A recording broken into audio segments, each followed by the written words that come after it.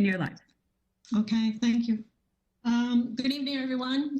Julie is not able to make it today. She has a family challenge going on, so we are going to go ahead. But Julie and I had talked about, just before we get started, we had talked about how with Zoom, it's a little trickier knowing who wants to speak and when. And one of the things we thought about was, and David was going to help me with this if he's on, but with that, we would allow people to speak for 3 minutes, that everybody would be given a chance to speak. And then if people would like to have a follow-up after everyone has spoken that wants to speak, there would be another minute to do that.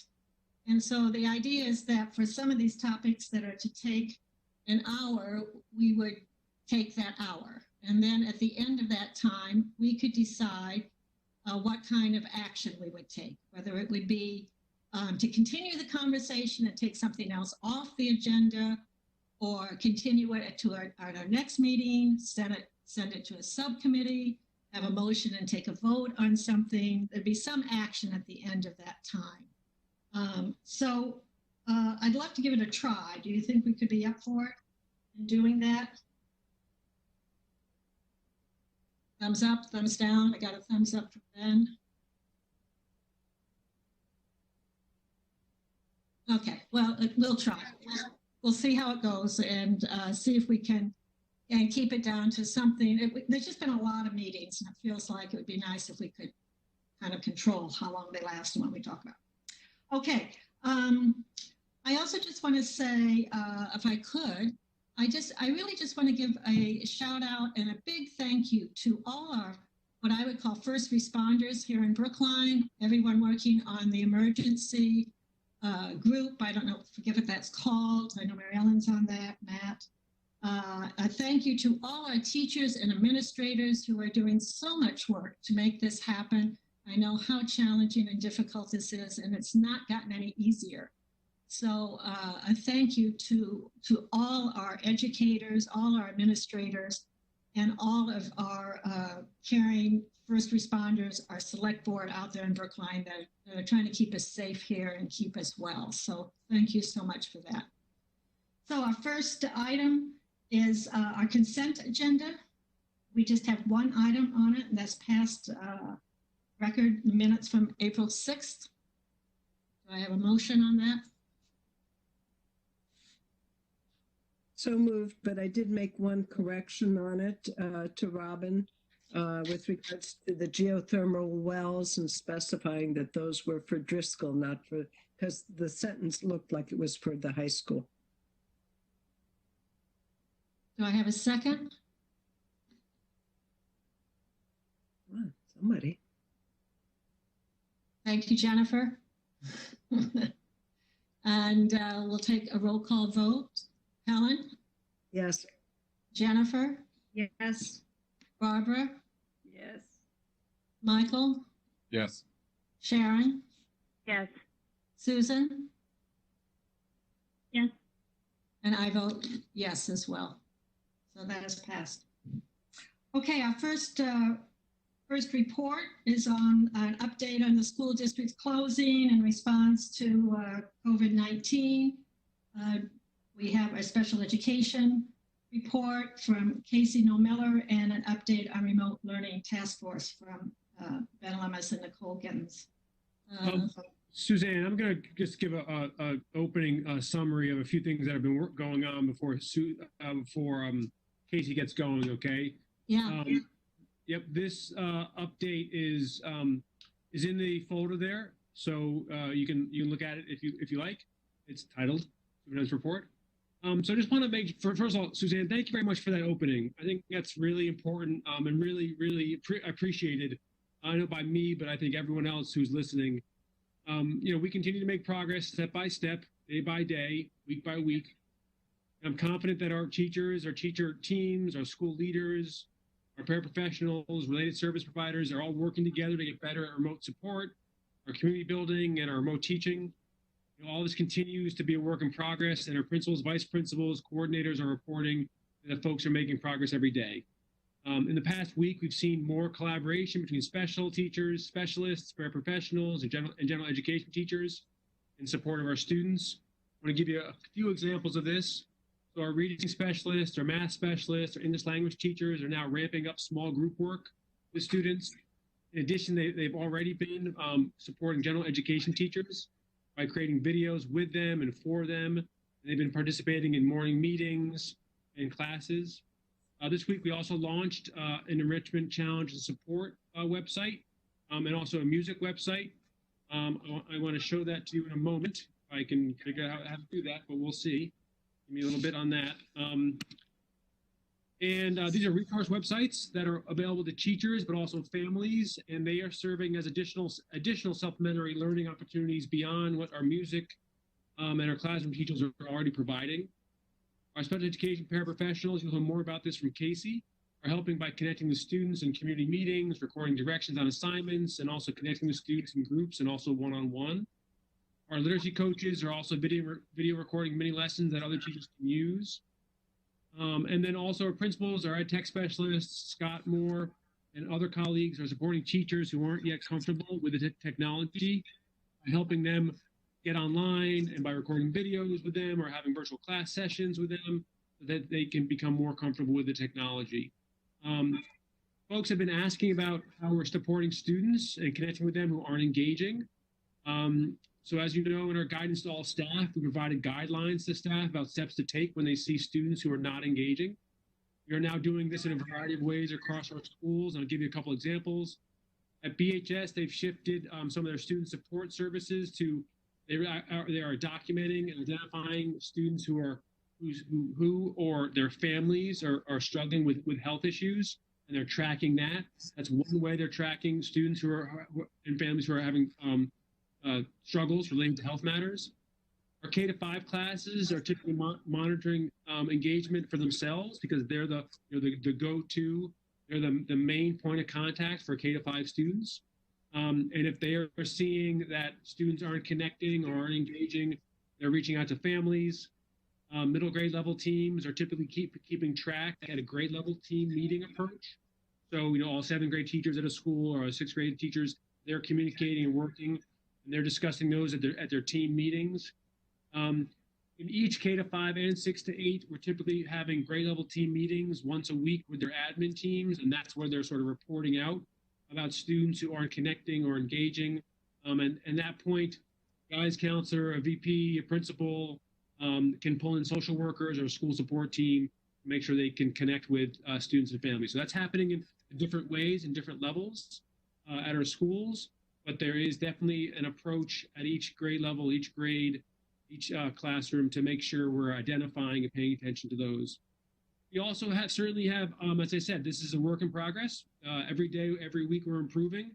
People are feeling kind of like there's some normalcy, or approaching some normalcy, if you can call it that.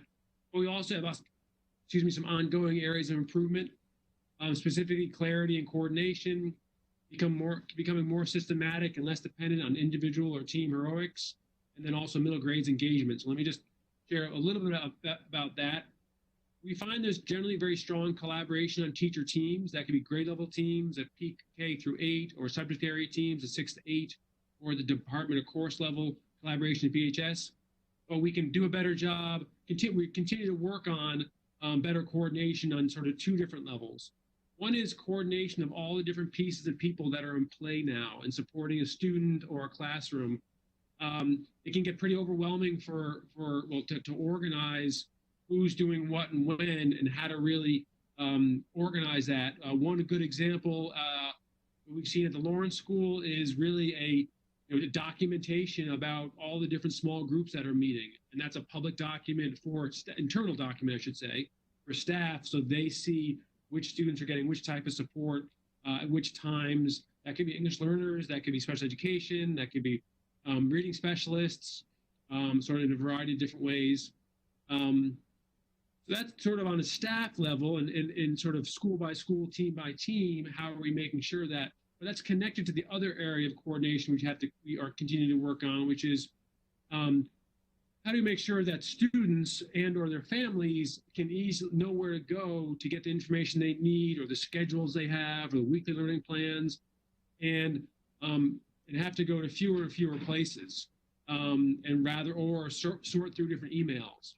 That continues to be a work in progress. It's a challenging piece. We have seen our weekly learning plans that many teachers are using to be the sort of one of the best examples of that. I'll show that to you in a moment as well. A couple examples of those. Second. And then another way that schools have been helping organize that is having remote learning hubs that link to all teachers or all grade levels, and also specialists as well, that are coming from their school-based websites. Right now, 8 of our 9 schools have these remote learning hubs, and the 9th one is working on it now. Let me just show you these 2 examples here, just quickly. See if I can do this.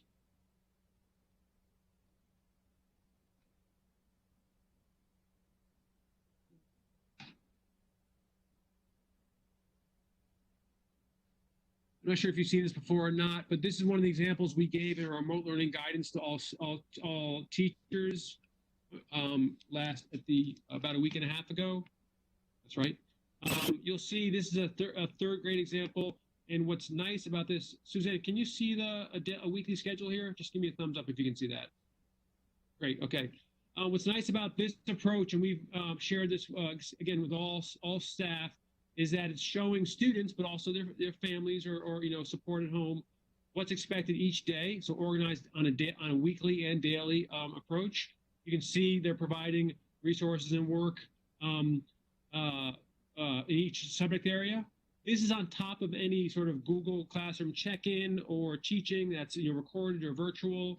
And then very importantly, I hope you can see this at the bottom, is this is a team of teachers at 3rd grade at Baker, I believe. They've also linked right to the specialists and other areas of support or opportunities for the week. So those are sort of websites that are from the art teacher, a music teacher, health and wellness, world language, that sort of thing. So this is one of the examples that we are really working on folks to develop their weekly learning boards, that sort of stuff. But this is one of the better examples that we've seen of organizing work that helps a student, but also a family stay organized and know how to get their materials quite easily. Another example, just to see, this is, I mentioned the music site that's been launched, and you can see up the top here, for each school, they link to both their K-5 general music, but also their conservatory classes, and that's really on top of the sort of the daily or the weekly lessons that these different teachers are doing. These are additional resources beyond what the teachers are doing for their classrooms. So, just really just to give an example of some of the work that's going on out there. It's literally hard for me, and I think hard for school committee members to really get a sense of the scope, of the breadth of what's happening in any given classroom. So I just wanted to make sure you saw some of those examples. Just a couple more things here. We're trying to become more systematic in our approach. That begins with the work that's underway on identifying common learning expectations by grade and subject area. Dr. Gittens will help us more with that, with an update about the working group which she's leading. And then also moving towards developing, model or sample lessons or lesson templates or resource repositories. Some of these have developed organically by grade. Others are being developed by coordinators. That will tie in, we expect, or hopefully, to the work that's happening on the working group around learning expectations. So that's we're having some beginning moves on that. That would hopefully be then a resource across all schools, that sort of thing. And the last piece about where we continue to need to really focus on, and the principals have really been bringing this up just recently. One of the biggest challenges of engagement and connecting is with middle grade students. This includes getting students on their virtual classes or community check-ins, as well as work completion. Some of our schools which are tracking engagement and sort of work completion are noticing that there's a between a 30% and 50%, 30% and 50% work completion rate at the middle grades. So that's challenging, and that's for many good reasons. I mean, that's not just kids checking out, but that's because it's complicated, because they're having difficulty. It's a challenging time. So. But in addition to ongoing outreach from principals and teachers, we've also started being clear about, they've been started being clear about which work and activities are required, which are optional, which are there for an additional challenge. And they have found, as they just begin that, both with messaging, but also clearer communication, they're seeing some shifts in that as well. So that's something that we will continue to go forward with and really look into about the middle grade students. In a moment, you'll get an update from Casey and Miller about special education supports, and then also, as I mentioned, from Dr. Gittens about the work the curriculum coordinators and working group are doing. I want just a few more updates that I've gotten from the recent superintendent's call with the Commissioner of Education. Governor Baker is expected to make an announcement sometime next week about the school closure and extending it. We do not have any information on what that announcement might be at this point, though, but we do expect something from Governor Baker next week at some point. The commissioner said early next week. We'll just wait and see when that happens. Depending on that announcement from the governor, the Commissioner of Education and DESE are likely to provide further guidance on the closure. But that obviously depends on the time frame or what the governor says. MCAS has been canceled for the year for grades 3 to 10. They're still considering about specific tests at the high school level. And then the deadline for submitting the Student Opportunity Act plan has been extended to May 15th at the earliest, and may go later. A couple of things just quickly, just more sort of one more update is it's in the folder there for this agenda item. MASC, you may not have seen this, released the Massachusetts Association of School Committees. Your membership organization released a COVID-19 advisory for school committees, which is important for all school committee members to look at and consider. And then the last piece is that, or locally, just quickly, not related to the COVID-19 closure, but work that's ongoing is, and I think Ms. Chalupsky will give us more of an update on this, but that the Pierce School, we were invited, rather, Brookline was invited to and approved to proceed with the Pierce School building project and enter into the feasibility phase and feasibility study with MSBA. But Ms. Chalupsky will give us more of an update on that, I think, during the capital update. So that's all I have for now. Feel free to ask questions, or we can turn right to Casey's update on special education. Rosanna, let's leave that up to you. Let's go to Casey, and then we'll have time for conversation and questions. Great, thank you. Thank you, Ben. Great. Thanks, Ben. Hi, everyone. I want to start off first quickly tonight, just letting folks know how proud I am of the entire special education team, service providers, special educators, the special education administrative team all have been really digging deep and operating with clarity and purpose. I think we have a pretty effective communication structure set up where we can flow information, really information flowing both ways, from giving direction and guidance to receiving information from folks in terms of what's working for them and what's not, and being able to make adjustments and pivot when necessary. So wanted to share that message first with the special education team. I want to frame my update in the 3 priority areas that I laid out for special education staff earlier this week, which I believe is part of the, it's in the Google folder. You all have access to it.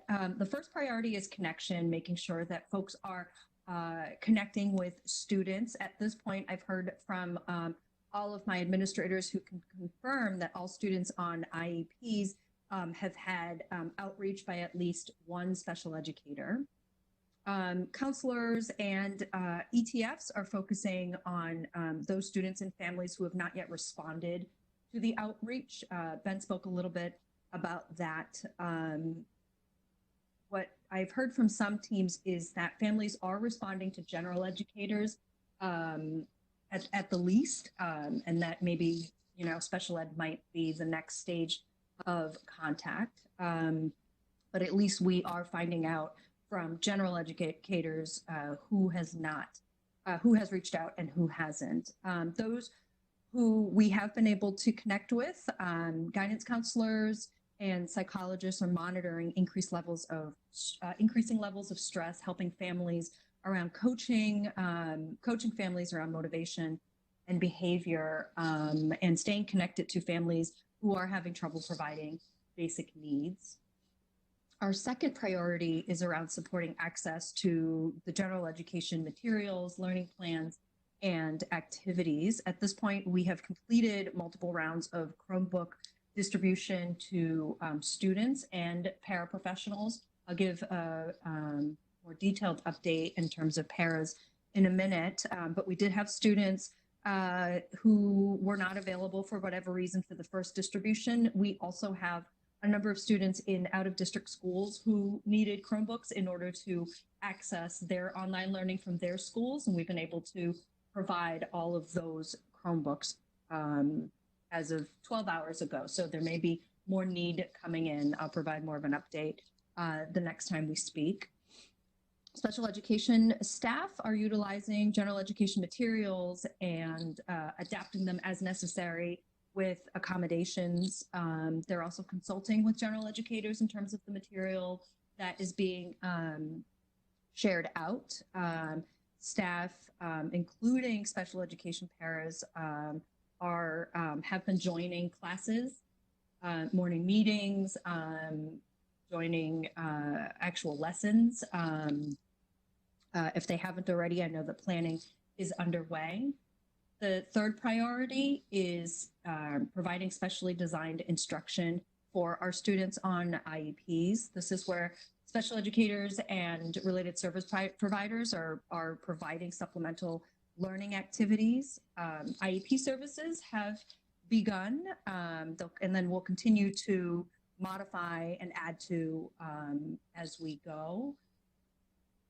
Paraprofessionals, the first phase for us was really figuring out the work of teachers and service providers. And then over the last week and a half, connection has been made between one-to-one paras and the students that they've been assigned to for program paras and learning center paras. They have been jumping in and running small groups, preparing materials electronically. They've also been at some schools hosting office hours for students where they're helping them with work organization, work completion, and any additional support in the content areas. Psychologists and counselors have also begun hosting social skills groups, lunch bunches, things like that.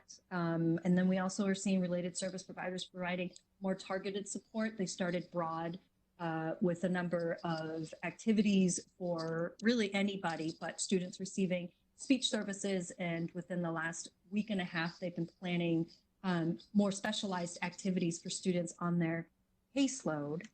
Additional areas that I want to report on is IEP meetings have been scheduled, are being held. They started this week at the high school. I believe they started a little bit earlier last week.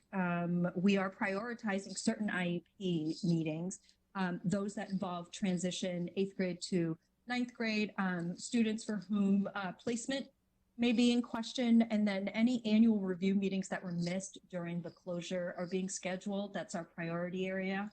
At this point, we are not holding any reevaluation meetings. If the testing has not been complete, we simply can't create the same standardized environment that you would need in order to issue administer a standardized test. In terms of ESY, hiring is underway. I recognize that we have students who are at higher risk than typical years for substantial regression. And so we are costing out an extended ESY program, so moving it from 4 to 5 weeks to 7 to 8 weeks.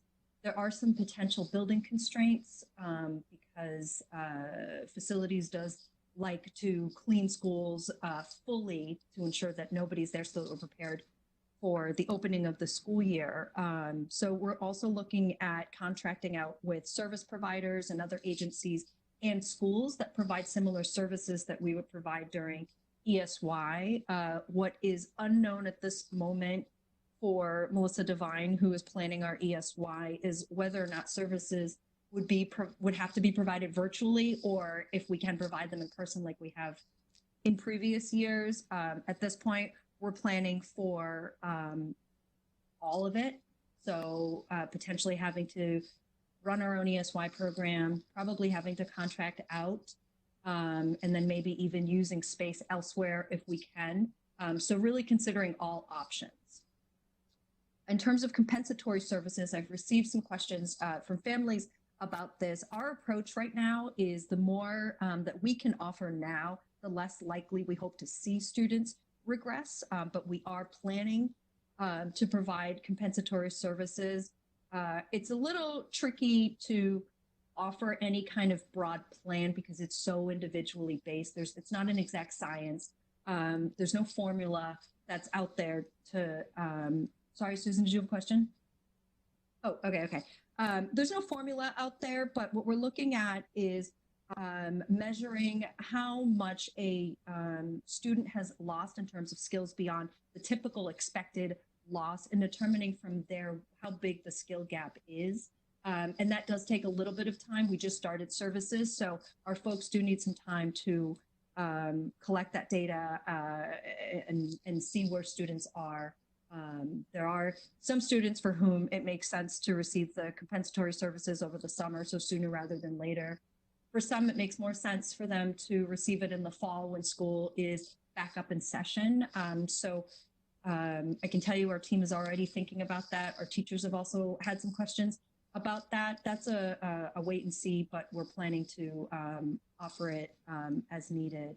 On the horizon, thinking ahead, now that our staff are really digging deep in it, we want to survey them to better understand what their own needs are, where the stress points are, so that we can, again, pivot as we need to. I think that is it for me in terms of updates. So happy to take any questions that folks have, or perhaps, Suzanne, you might want to jump to Nicole. I do have a couple questions. Sorry. So we have lots of questions, I'm sure. Can we do our questions now, and then maybe Nicole will jump in as she answers them? What is your particular topic, Nicole? I think I'll be talking about teaching and learning and our essential learning expectations that we're working on. Okay, how long do you think that presentation will be? 5 minutes maybe, I don't know. Okay, so I guess, Nicole, I guess I would ask you to go ahead, and then we'll do all the comments and questions afterwards, knowing that we've already taken, a good half hour. So we want to give the committee members lots of time to ask questions and make comments. So why don't you go ahead, Nicole, and then try to keep it quick if you could. As Casey started her presentation thanking her team, I certainly have to do the same. The coordinators have done an extraordinary lift to really think through and support teachers, working with specialists, coaches, et cetera. And so those folks have just done a tremendous job. Also, our principals and vice principals, I met with vice principals earlier this week to kind of talk about some of the challenges that folks are facing and the amount of work that the administrators in this district are doing is amazing. And of course, our teachers who are making adjustments daily as they're learning and growing and trying new things in a job that's completely new. Folks are really just doing an awesome job, and we still have work to do. And so what has happened over this past week is our coordinators have worked on, and they have previously been working on this, but they're working more in detail around, so what should we do and what should we do at each grade level in each content area? And so the coordinators are working to put together a comprehensive plan with scope and sequence for what should happen, whether we stay out the rest of this year or come back. These are the areas that that teachers should focus on at each grade level in each content area. And so we want to make sure that that's clear so that there is some level of consistency across the district. We are also working with teachers on introducing new content with the idea that, recognizing that equity is an issue across the district for many reasons, whether it's because families are struggling or whether it's because families are working and they're actually on the front line working in hospitals, and so they're not home as much with their children. And so we're being mindful of trying to be flexible and work to provide as much support to students and as much freedom to families to engage with the content that is being provided. And so as of tomorrow, I think our coordinators will have wrapped up and put into a consistent format for all teachers, especially K-5. What we're learning is that inconsistent formats and multiple communications cause confusion, the same way that it does to families. And so we're really trying to be consistent in how we provide information to teachers, providing opportunities for them to give feedback, to ask questions, so that we can support them. Our coordinators have also started having office hours so that teachers can just come into a Google Hangout or a WebEx or a Zoom in order to connect with coordinators to get support on lessons, lesson ideas. Coordinators are actually putting together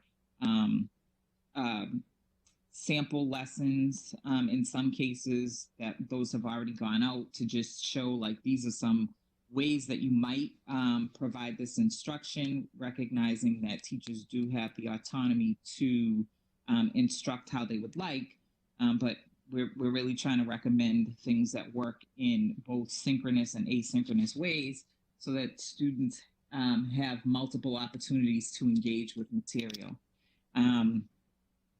I think Ben mentioned earlier the websites that both the music department and ECS have put together so that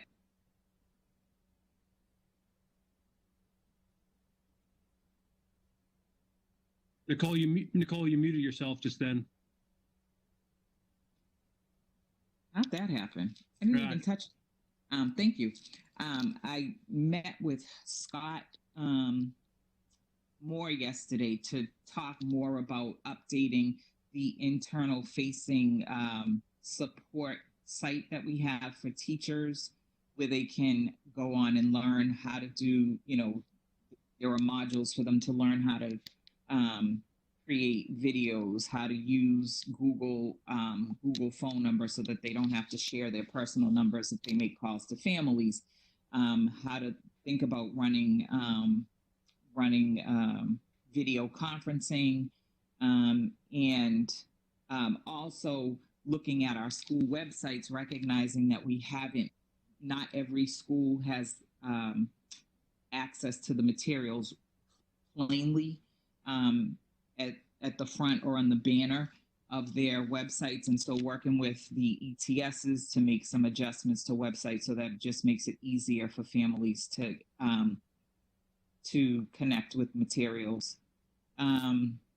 We're also working on, I know the high school is working on rethinking the number of platforms that students have to engage with in order to get content. So, an English team is on, an English teacher might use this platform to communicate with students, and a math teacher might use a different one, and just recognizing that students are having to go through multiple layers in order to get content, and trying to come to some agreement on what would work best for students and families. And so we're gonna really work on doing that.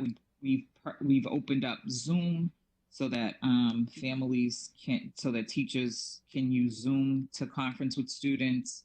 We're also in the process of purchasing a paid license for Seesaw, which is for our K-1-2 classrooms, an online platform for them, and providing opportunities for teachers to get support with their ETSs in using platforms that they hadn't used before, whether it be Canvas or Google Classrooms. We expect that next week, we will, early next week, hopefully by Tuesday, we'll be able to put out the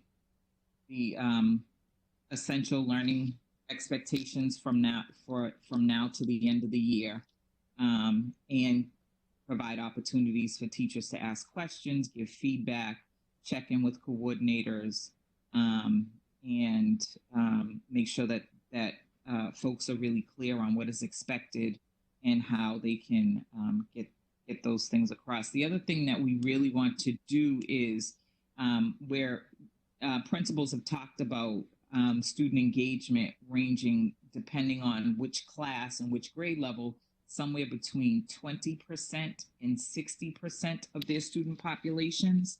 And so we want to make sure that we are messaging to families that school is open, we're learning new things, and we do expect engagement. And we also recognize that all families face different challenges at different times. What was happening for a family last week may be totally different now. And so that we're working to be flexible and make sure that the lines of communication are open, so that if a family is struggling or unable to connect, then we know that and we know why, and we're either able to support them or recognize that that's a choice that they're having to make at this moment. I think that is it for me. How'd I do? Did I move quickly enough? Yes, thank you. Thank you, Nicole. Okay. So we don't have time, of course, for discussion. We talked about this. Some weren't online yet, or this was going to be 4. We're going to try something a little different this time. Julie and I had talked about this at our last docket meeting. We're going to let everybody speak at least once. You don't have to, but you certainly can. I think, David, did you agree to time people? You're going to. Sure. So we're going to get 3 minutes. And then after everybody has spoken, those who want, everybody gets at least one follow-up, 1 minute follow-up. So, and then at the end of that time, we can decide whether we want to spend more time on this, whether we want to send it off to some of our task force and work groups. We can decide as a group what we want to do. So who would like to go? And we'll give everybody a chance to speak or ask questions. I'll go. Okay, David. You timing yourself, David? Yes. So I have a few questions regarding IEPs.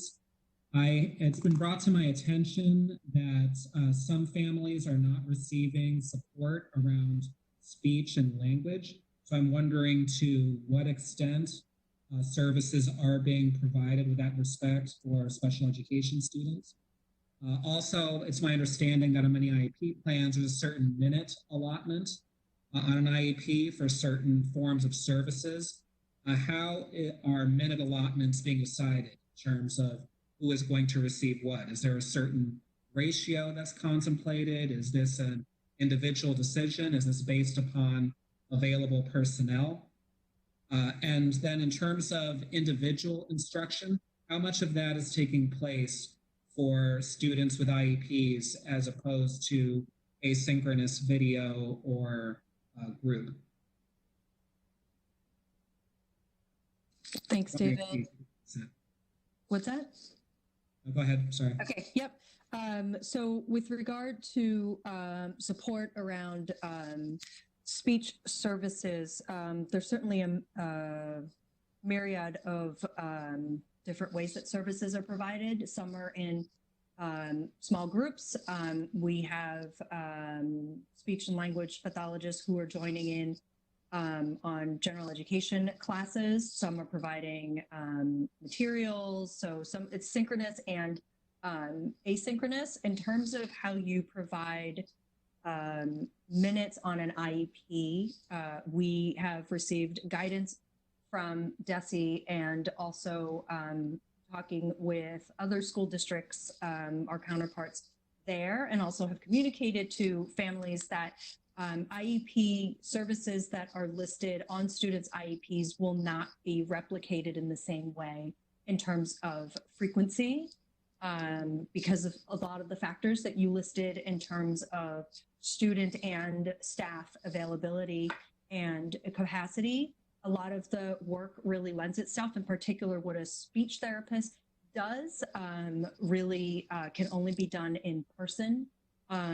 So speech therapists are working hard to adjust and accommodate based on what they can do professionally, ethically, but also taking into consideration what the students need given this extended closure.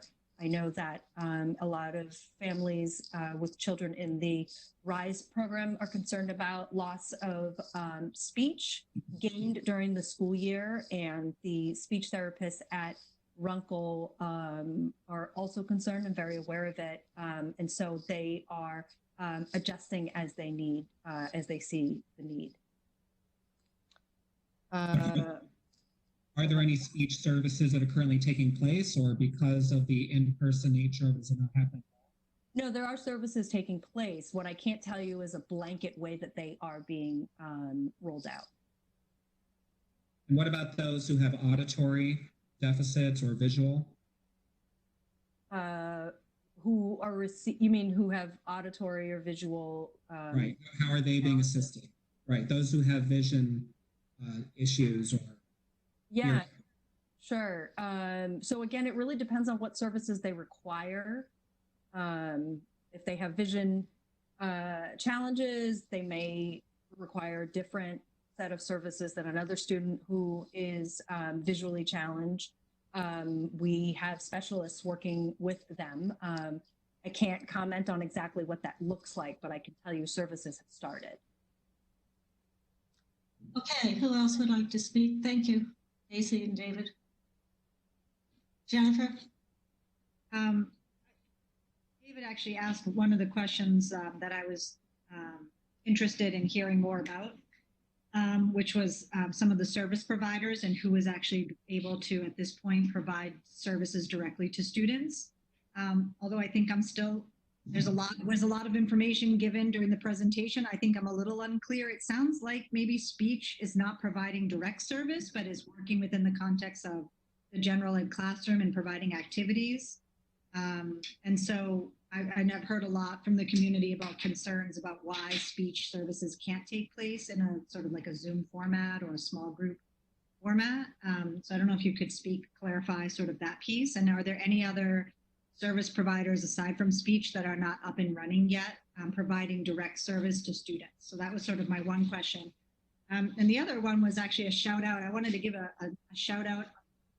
My kids are having great experience. And in particular, I just was really impressed with the music department, with the one-to-one lessons and full-on band today, and supplemental activities. So I just wanted to give them a big shout out because that's been impressive.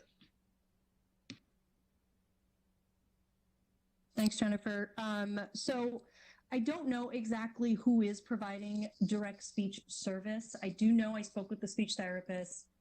I believe it was early last week when they had their weekly call, to have a better understanding from them why it's difficult to replicate services. And a lot of what they do is, even in a small group, is so individualized and needing to observe how students are either following a text, interpreting a text, producing sounds, that they really can't ethically and professionally, and this is from them, replicate that as they would if they were in person. I, again, spoke with the entire group, and they felt very strongly that they can meet students' needs through these different avenues also. What about like social pragmatics? That seems a little different than, like pronunciation and speech. I'm trying to think of the correct word that. Yeah, no, you're right. Are you asking how that can be done virtually? I mean, in my mind, I have sort of a vision of what it could, but I'm not a speech pathologist, so it's not for me to say. But I mean, Yeah. I'm imagining a small Zoom group meeting and having social conversation. It's sort of like what we're doing, in class meetings, but on a small group scale. And so I'm not sure if families are looking for services that are more for pronunciation and speech versus social prags. And so I don't know the answer to that. So I'm just sort of brainstorming. And do you know, are there any other groups aside from speech that maybe are not up and running from the service providers? Or is this sort of an outlier? So I wouldn't say that speech services aren't up and running. I think that the rub here is that the service delivery looks different than it does. And again, I think it's specific to the discipline. But to your question though, every other type of discipline is pushing out services to students, and that can look very different. It can be consultation, it can be sharing materials, it can be pre-recorded, small group, or one-to-one. Special ed is hard in that way because you can't, there aren't blanket approaches that would fit all students. And if you do have more questions specific to speech, I'm happy to, I'm sure our SLPs would be very happy to talk more about how they're providing services. No, thank you for clarifying. I think I don't have anything more specific than that. It was more of a general question than no more specific than I presented. Yeah, thanks. Thank you. Yep. Thank you. Who else would like to speak?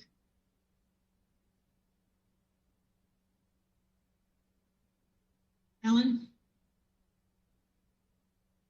Just a quick suggestion. Casey, you were talking about the summer programs, ESY, right? And if we do need to contract out, I imagine you're aware, but EDCO is running summer programs this summer. So that may be something that we could take advantage of. Yeah, thanks. That's one of the places we're looking is the collaboratives because they have some resources that we don't. Right. Okay. Yeah, thank you. Who else? I do want to jump in really quickly about summer programming that OTL is, I neglected to mention this, summer programming that OTL is really trying to figure out for general population. How would that work?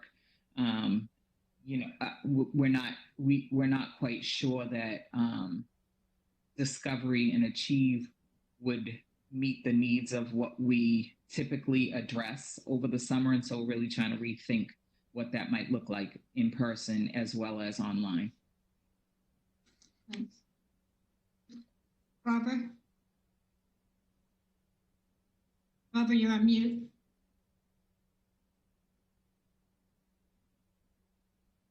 I'm very impressed with what people are trying to do. It seems to me that people are working very hard, looking at ways to do things so that children are excited about them, and looking at ways to make sure that those children who have lots of needs are having those needs being met.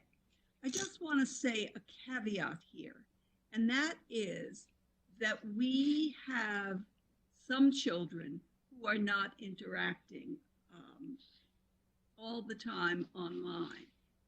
And I think we need to keep in the back of our minds the question of how we make sure when September comes, assuming that's when we go back to school, we can continue to help teachers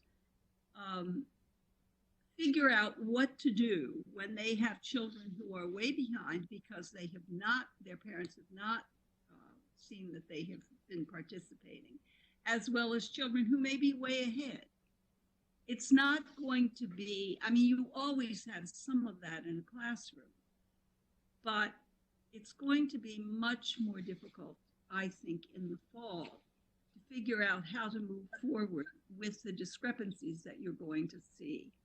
And I just want us to keep that in the back of our mind, that will be a problem we will have to deal with come September. There'll be many children who may be quite far advanced because they've gotten excited about something and they're doing things on their own with their parents' help.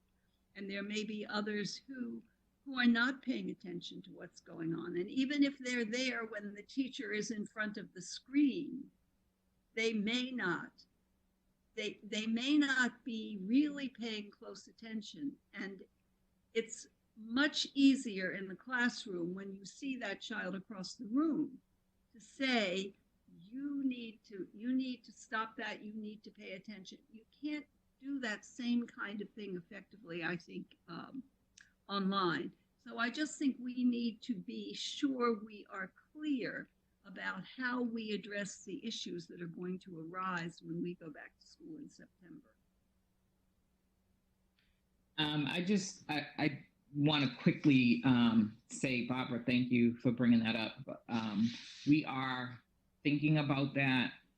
Even for the students who are paying the most attention, this is not an ideal situation or way to learn, right? And so we do recognize that even the most astute student may not get what we intend for them to get. And so we are going to have to think about that. And I imagine that next year, much like the end of this year, where we're talking about essential learning expectations, that we'll have to do more of the same next year, so that we get to the core of what students need to learn and kind of build out from the core. And what that looks like, we don't know yet, but I imagine that we'll really have to think about vertical alignment in a different way than what we have in the past. Who else would like to speak? Susan, go ahead. So first of all, thank you so much for these updates. I think it's helpful to hear because things are changing quickly.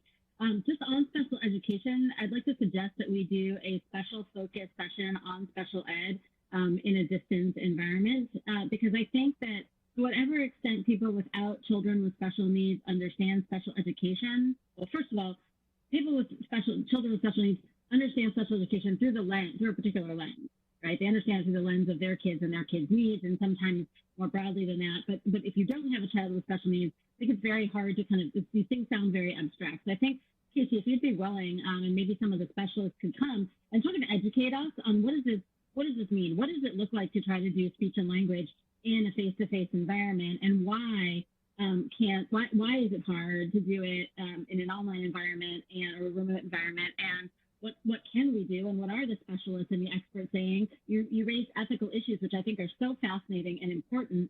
I don't know enough, right, to be able to be a good school committee member on that. So I think it would just be really helpful if we could level set. There are just so many assumptions out there about what can and can't happen that I think would be helpful to start with some information. And part of the reason that I want to do that specifically for special education is that I think there's a pretty wide range of parent experiences out there. And I think it's hard to calibrate because you kind of, with these data points. So one question is, if we can do this, I think it would be helpful not to violate any privacy or any IEPs, but if there's some way we can kind of document that loss at an aggregated level, how can we pull up across all of those different conversations to understand sort of where we are and what we need to do. I don't assume that we're going to be fully in large groups of people this summer. I'm not sure I assume we're going to be in large groups of people this fall. If you're kind of paying attention, this is sort of every day there's news about what it will look like to come back. So I'm not assuming we're going to be back in buildings with large numbers of people this summer, and I don't know about this fall. So I think it just really behooves us to understand really what this means for special education. Moving to kind of general ed, I think Nicole, I really appreciate sort of the direction that your outline went from.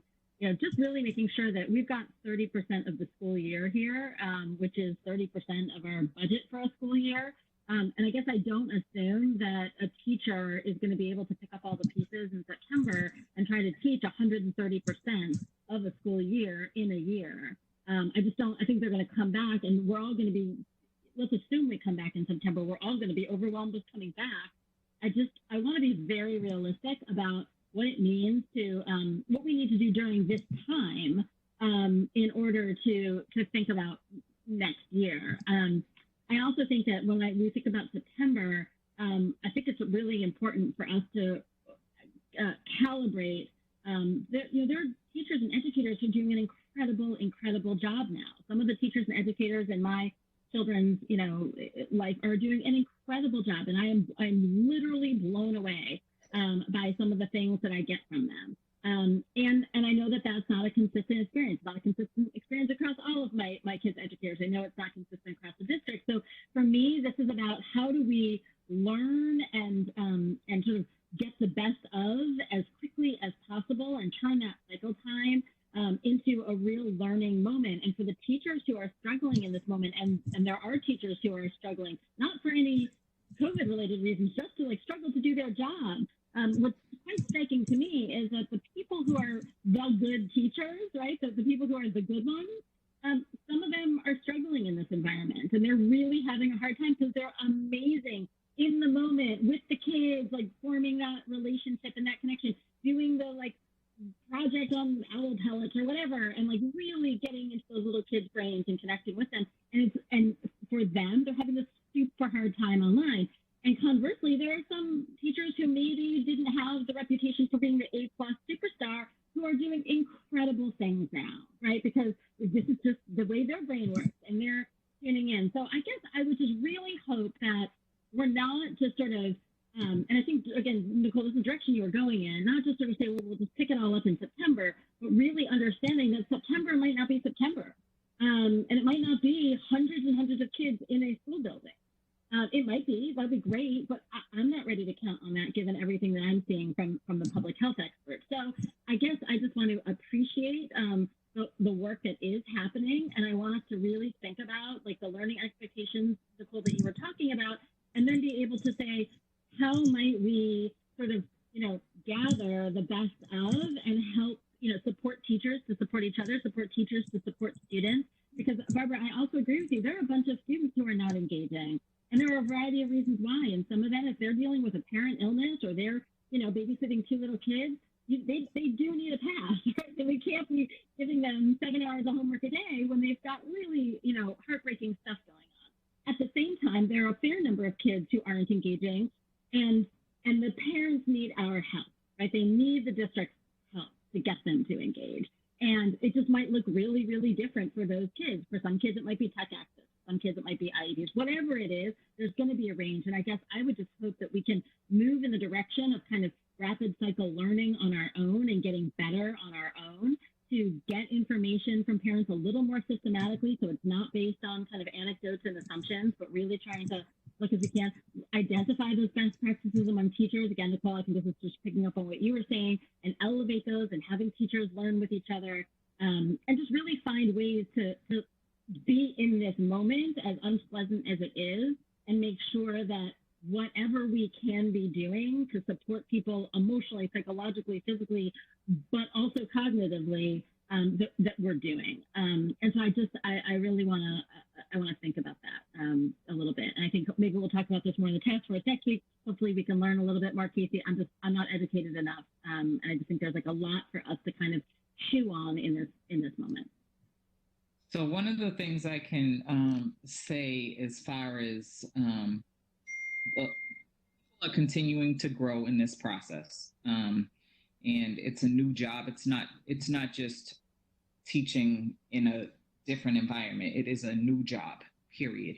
And so one of the things that I know principals have done, and despite the craziness of this all, we have seen more collaboration amongst teachers than we've ever seen before in a regular school environment and all of that. And so teachers are sharing, teachers are collaborating, and in most cases working in a team approach. And I think folks are getting better and better at that. I know that principals have engaged teachers in faculty and grade level and team meetings to share those best practices, to highlight the teams that are really kind of getting the best connection with students and the best results. And so they will continue to do that. A lot of this is a learning curve. It's not even a learning curve. It is a whole circle. It's beyond a curve. And so, there were some folks who had confidence in technology before this situation, and they used it in the classroom regularly. And there were some folks who did not and were not confident. And so those people are starting from behind the 8 ball, but are making significant progress. And so, I think we'll continue to do what we do, which is educate folks, talk to those people. There's no evaluation during this time, which is fine, but there is feedback. And I know that principals are engaging with teachers who don't seem to be hitting the mark, and trying to find out what the issue is, what supports they need, and getting those supports to them. And that's happening regularly. And so, not a perfect science to it, and we're building that. We're looking to build a landing page where teachers can share, but we also want to figure out how to make sure that what folks are sharing are the most useful and most effective practices as well. And so that will be coming in the next week or so. Again, I met with Scott to talk more about how we can provide more opportunities for teachers to share. What's the space look like? How do we continue to do that to allow to foster collaboration across the district and not just in school? Thank you. Michael or Sharon, would you like to jump in?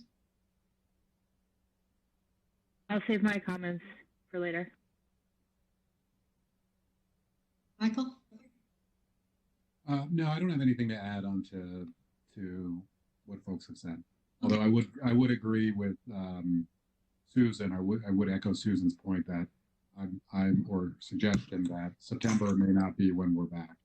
And I think we need to, as we work through all of this stuff, we need to think about it as not just something for the remainder of the school year, but it could be something that this could be a way of learning and a way of teaching that we'll be using for some time.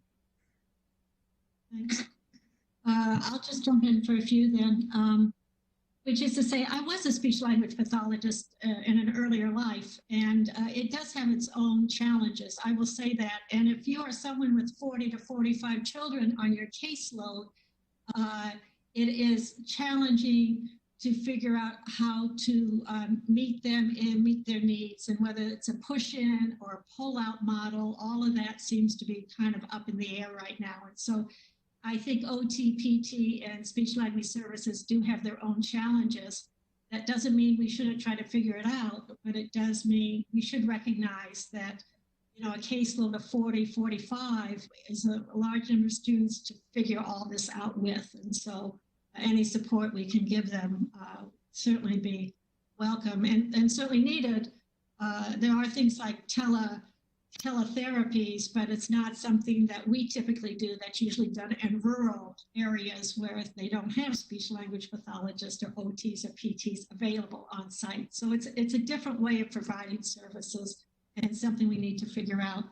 Another thing I wanted to say is that MIT just came out with a report looking at all 50 states' plans for remote learning, and Massachusetts tied in second place, only to say that the MIT folks felt strongly that they looked at a number of issues, and that Massachusetts has done a good job in setting out their guidelines. And so as we work towards those guidelines, I think that is a good thing for us to do as we follow those and try to meet those.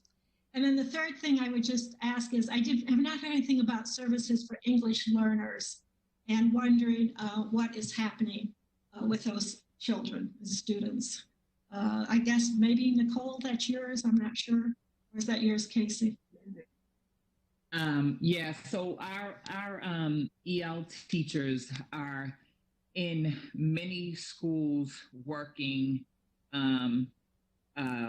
alongside classroom teachers to provide support, but they are also providing support to their typical caseloads and teaching classes directly. That hasn't been, it's not fully operational in every school, but there are schools that have already scheduled in the EL teachers, and other schools are working on that now. We met about that yesterday, just to make sure that we continue to make progress, so that teachers are actually, because they have their own content, they need to teach in their own class. And so supporting the general ed teacher is helpful, but not the only work that they need to do. And so they're moving past the supporting role and getting back into the classroom and instructing students in their caseloads as they would have before the closure. So I'm wondering out loud, if you are a service provider, either EL or speech or OT, and you typically have a small group that you work with, that you do in a pull-out, are we able to do that as a breakout group in, I don't know, like Zoom or Google Meeting? Can we do that? There are two ways to do that. One is just to actually have a small group, but you can also, with Zoom at least, you can do breakout groups. With Google Meet, I don't think there is, although some folks have figured out some workarounds on that. I don't know exactly what they are, but that was one of the reasons to get Zoom. So for Google Meet, Nicole and I tried this out before we recommended it to staff. You just schedule 2 Google Meets at the same time, and then you have both windows open and you can pop in and out. And that way you can also have a para or a service provider with one group and a gen ed teacher popping in and out too. Okay, thank you. So our time is up for this. I know there's still lots going on, lots of thoughts going on. I take it, we did not have down a report out from Susan and Sharon on the work that you've just begun, because I think you've only just begun your task force. So I would guess that you would want to present next time. Is that what you want to do? Did you have a word you want to say now?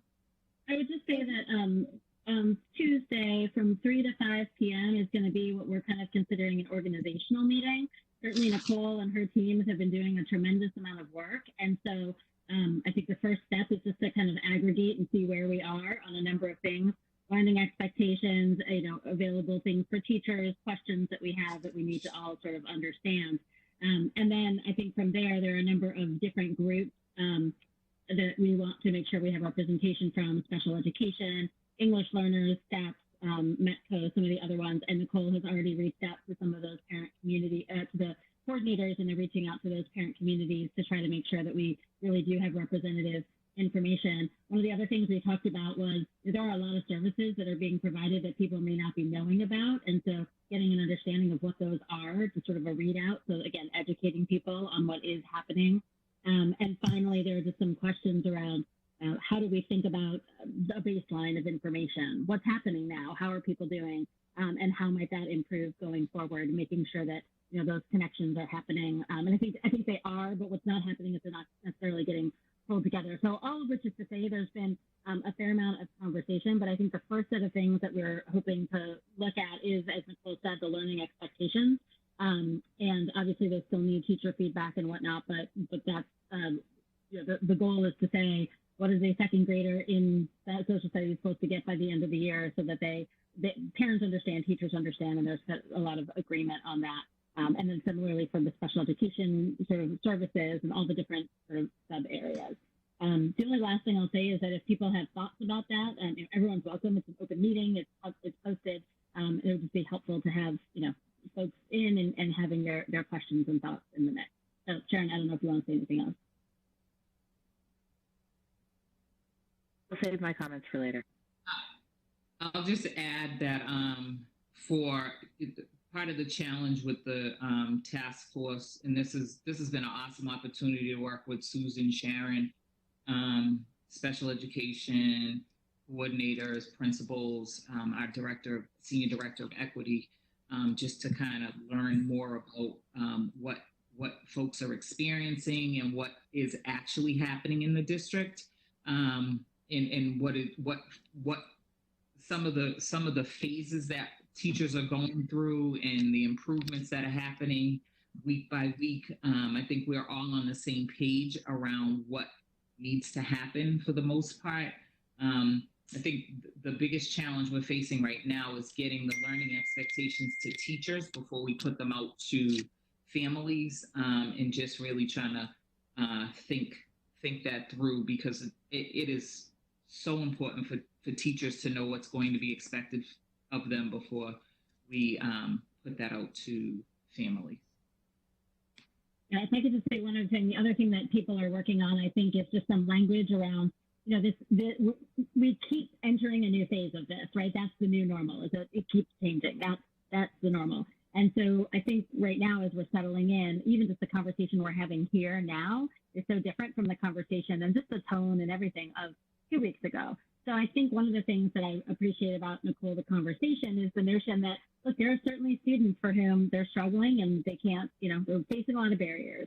And, school's in session to some extent. And so how do we think about just messaging differently that, and I think some of the principals have done an incredible job of great language around, if you can learn, if you are not experiencing one of those things, we expect you to be engaging. And if you aren't experiencing those things, we want to help you, right? We want to lean in and help you. So I just think there's good framing language that's coming out of that as well, Nicole. And I think that will help a lot of people.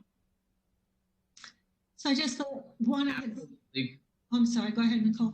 No, absolutely. I was just saying that, in the language that we're framing, we are removing the optional, this is optional to engage, and really, encouraging families and students to be fully engaged in this educational process, even though it's a remote experience. And just one other group I forgot to say thank you to are the PTO newsletter writers. They've really been doing, some of them, Driscoll's been amazing, but many others have been very, very helpful as well. And so I really want to thank publicly all those people writing those newsletters and keeping their communities as a community and in the loop in what is happening. So thank you for that. Okay. If I could just leapfrog off of something for a moment that Susan brought up about the possibility of having special education practitioners, perhaps a speech therapist specifically, participate in our next meeting to answer questions, explain the ethical issues, explain what would be appropriate, what's not appropriate, what the challenges are. I think that would be very helpful because teletherapy certainly exists, as you pointed out. So if we are not doing it, or if we're doing it only in very limited fashion, it would be helpful for us to know why. Yeah, I wrote that down, David, but yeah, we'll do that. Or we'll put it in the docket and see what happens. Yeah. Okay, we are now going to move on to our update on the 2020 budget and the 2021 budget. Ben and Mary Ellen, I think you're on.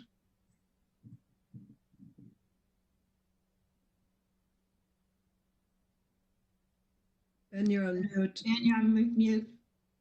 All right. Sorry about that. Two things for the FY20 budget. We have just last week and into this week, we have frozen the budget, and we've worked with and explained to all our budget managers, so that's our principals, coordinators, directors, that the only expenditures that will be approved are emergency or essential items. And that's supplies, materials, services, and also replacing any positions that are FY20 positions. So someone had to leave for some reason, that sort of thing. We've been very clear with them, both in video updates, but then also documentation around the process for requesting any emergency or essential items. That's all coming through senior leadership, so we can have really firm controls on costs and expenditures. And have followed, I think, with clearer communication than we had before around budget closure. We've also the finance team, Donna Chisholm, and also Peggy Lee, are working through all open purchase orders and working with budget managers to understand and clerks understand if these are still need to be open, if there's any chance of any expenditures coming out of them still, or whether we can close them down and complete them. So that's just an update on how we're trying to manage the budget as we move towards the end of the fiscal year, but also primarily to address any operating deficit right now we have, or of course with the great unknowns about the closure. Mary Ellen, anything to add about FY20 right now?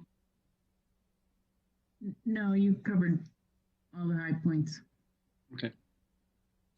And then moving on to FY21. Let me just share this.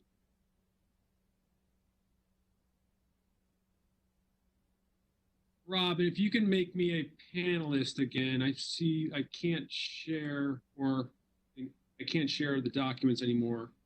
Can I ask one question? Go ahead, Helen. Yeah. While you're looking at that. So I'm thinking about what Nicole was saying about the summer programs and possibly needing to expand it, if I understood correctly, for regular education kids. If we've covered our budget deficit, is there a way to use some of those funds towards prepaying, so to speak, the summer programs? And will the summer programs also be available remotely? Those are my two questions. So I'll answer about the prepayment.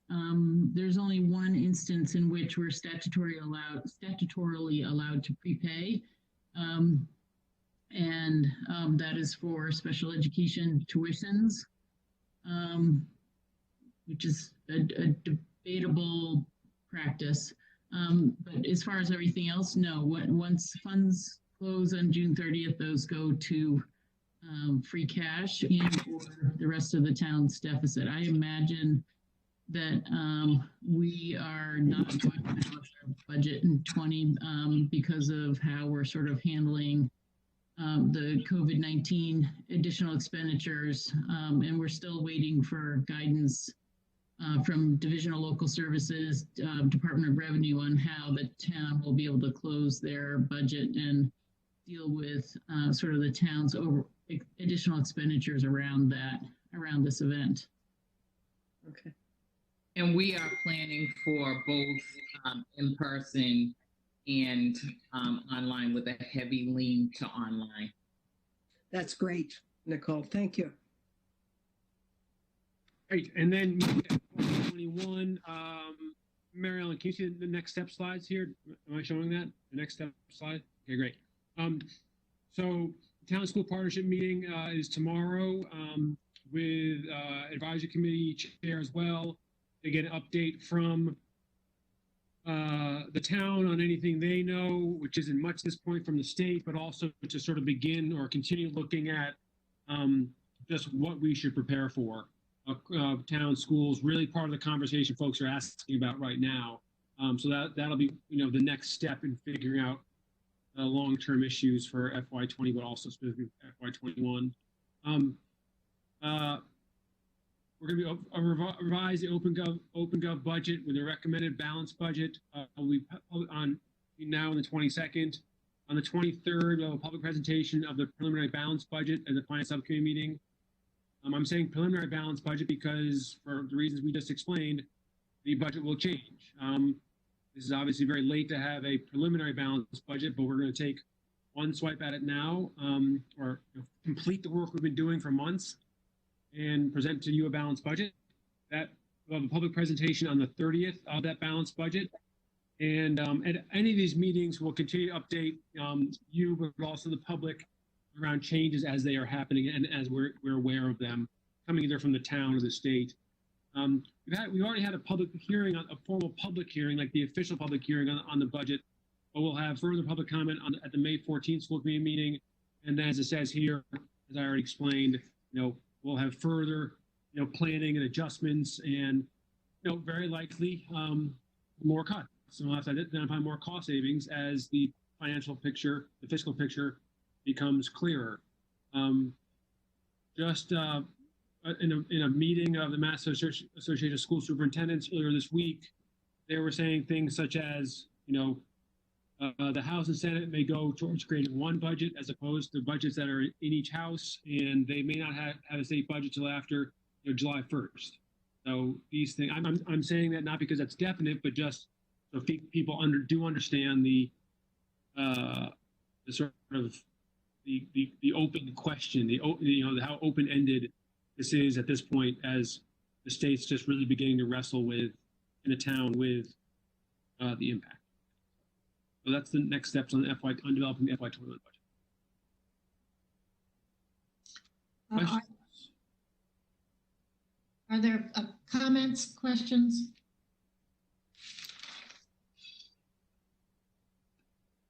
Yeah, Susan. Just briefly, I sent you all a document, which it would be great if you could take a look at briefly. It doesn't have to be this minute, but essentially there were some observations from prior recessionary periods in terms of what happened to state aid in FY08 and FY10, what happened to local receipts and investment income and property tax receivables and that sort of thing, and what some of those things might mean for us now. And to see, it's pretty stark, and I think it's just important for us to start to wrap our heads around the fact that this is not just a 6-month problem, and again, we'll be fine in September, but the takeaway that I had for it was that state aid and some of these other areas continue to fall for a couple of fiscal years. And so I think it's just important for us to take the long view on this. We'll have, as Ben said, we'll have more information after the town school partnership tomorrow, but just having that longer view is important as we make any of these budget decisions. Susan, I just want, I don't know, you sent earlier that Mike Sandman has since sent something which I think includes your context, but then has more. Have you seen? Yeah, no. I just took the first page. Advisory was working on that memo for quite a long time, and there were many drafts. And so instead of bringing us through the whole drafting process, I said, just give me the fact sheet, which is the first page of it, and I want to send it out to the school committee. And then when your memo's ready, send it out. So it may be worth to say, if Mike's memo's out right now, I haven't been on email, I'll go look right now, but then we should just send Mike's email to the school committee, which has what I said, and then a bunch more stuff. Great. Yeah, that's why I brought it up. Just for that answer that question, we'll get out to the school committee. I think we already have it. I saw it. And by the way, that's that's right. It went to all the school members, didn't it? It did. It went all. Town school partnership is 11 o'clock tomorrow morning, 11 to 12. It's always a public meeting in case you're not zoomed out yet. I am zoomed out. Any other comments or questions? Okay, thank you. Let's move on to, so the school choice non-participation. Ellen, I don't have, sorry. No, there's about the public hearing on the annual town meeting warrant articles. I think we don't know that yet, do we? Ben, what did we say? We do, yeah. So in the folder here in section 3 about annual town meeting 3B, the first document labeled 1, proposal for abbreviated annual town meeting. If folks, I can either show that on my screen if people can't look at it yourselves. So just tell me if you want me to present it. Yeah, that'd be great if you could just put it up. Okay, 1 second. Just make sure I can do this. While he's putting that up, I had a chance to look at it. And school committee has generally voted only or taken a position on items that affect the schools. Yeah. And from I can share with you which ones we've discussed as so you should be able to see these articles now. Marilyn, can you see that? Yeah. Great. So this is the recommendation for the abbreviated warrant for town meeting, which will happen in June. And in discussing it, we figured that the school committee would have something to say about Article 5, which is unpaid bills.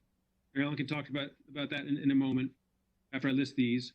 Article 7, the high school appropriation for the high school renovation and expansion. Obviously, FY 2021, but we've already held that one specifically. And then Articles 9 to 15, which are about Newbury College land use and land acquisition. So those are the ones that the school committee would or could opine on. And if you opine it, you need to have a public hearing about it. Barbara?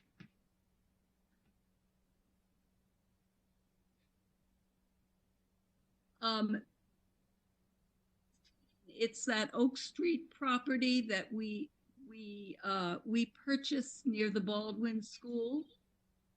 And we decided last year in town meeting that we would keep it, but the people in the neighborhood are back again and want us as a town to sell it. Is that going to be in this annual meeting, in the abbreviated annual meeting? Because they're thinking of having two. Well, I don't know, but it's Article 16. It's right after the Newbury College one, and it is that Oak Street property that we felt would be wise to keep. We were also thinking at that point that it would be a place that we could have some staff working there, and it turned out that didn't work. But that is still available land, and if we ever want to do anything with Baldwin, which we very likely could, that we might want to consider keeping that. So I think we might want to look at that and think about that again. Article 16 isn't on the shortened warrant. Right. So just let me, the finance subcommittee will get a memo for me for their agenda for next week. I'm finalizing the issue that we have, and I got one last ditch effort to not have it show up on town meeting as an unpaid bill, but I have to have a conversation with the controller to resolve that. But either way, it's finance subcommittee will have an agenda item on what this is for discussion, so that school committee then will have a discussion the next following week or decide whether they want to do a public hearing on it.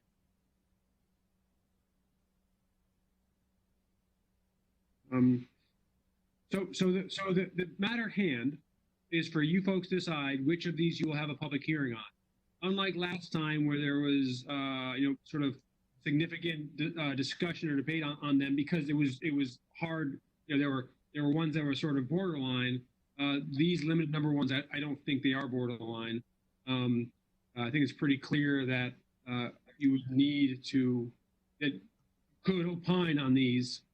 And again, if you do make a statement in either way on them, then you would want to, you're required to have a public hearing. And again, those are Article 5 here, Article 7, Article 8, and Article 9 through 15. And we would have those, in terms of dockets, we would have all of those heard. I have a public hearing on all of those on May 14th. That's when we would plan to do it. So, Mary Ellen, you're going to bring 5, 7, and 8 to the finance subcommittee? 7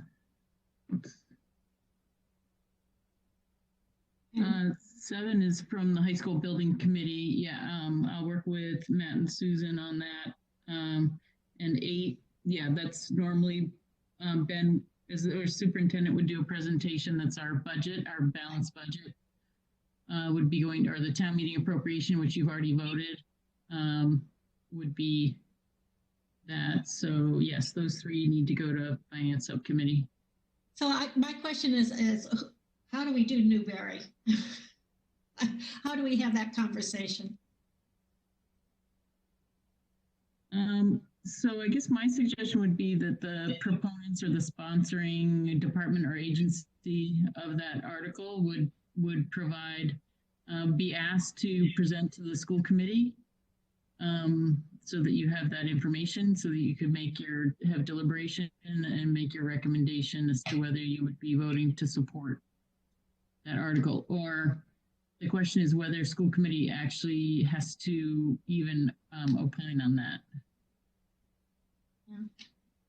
Yeah.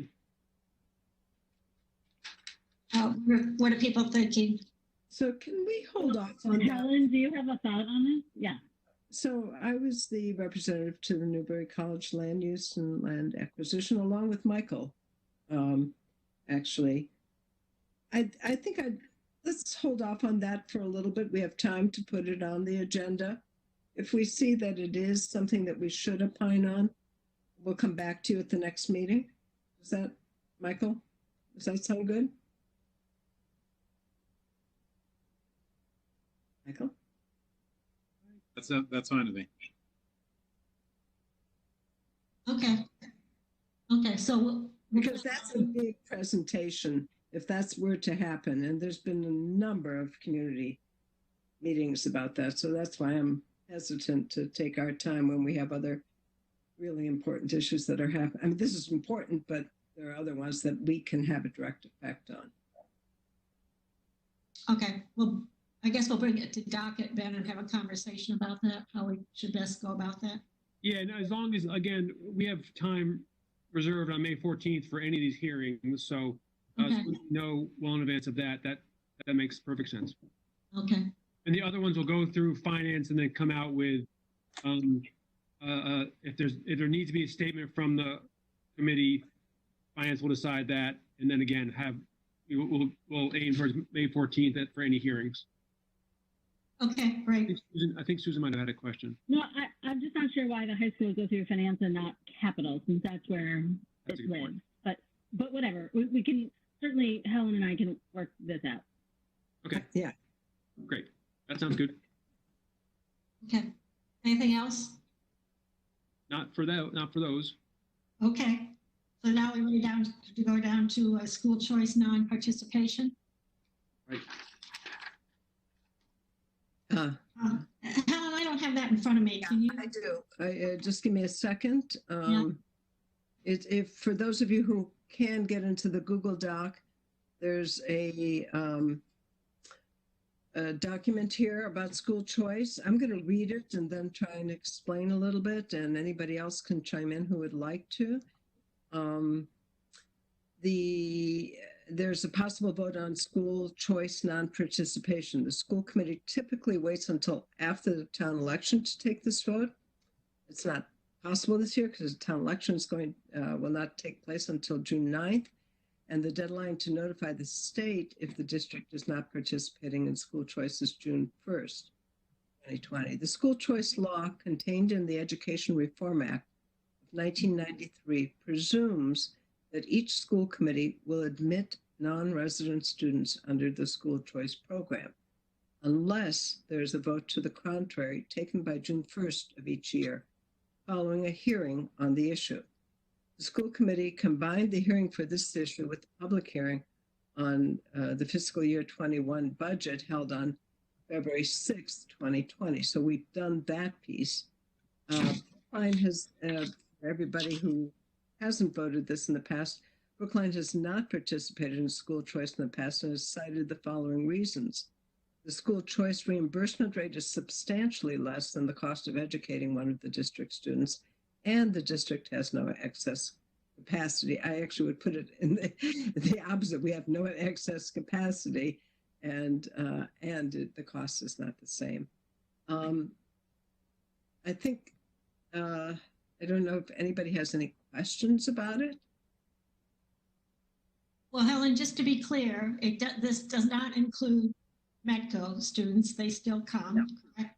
It does not include a materials fee students. Materials fee. That's what I wanted to make sure we were clear on. This is the school choice program. This is the one where, a student from Boston could apply to be part of our school choice, and we would have to take them if we were participating. As long as there's space. I think we determine whatever it is. The school committee in the 27 years or since 1993 has voted to not participate, primarily because we felt that it was taking money from other districts and that it wasn't the right thing to do. That was a big part of it in the beginning.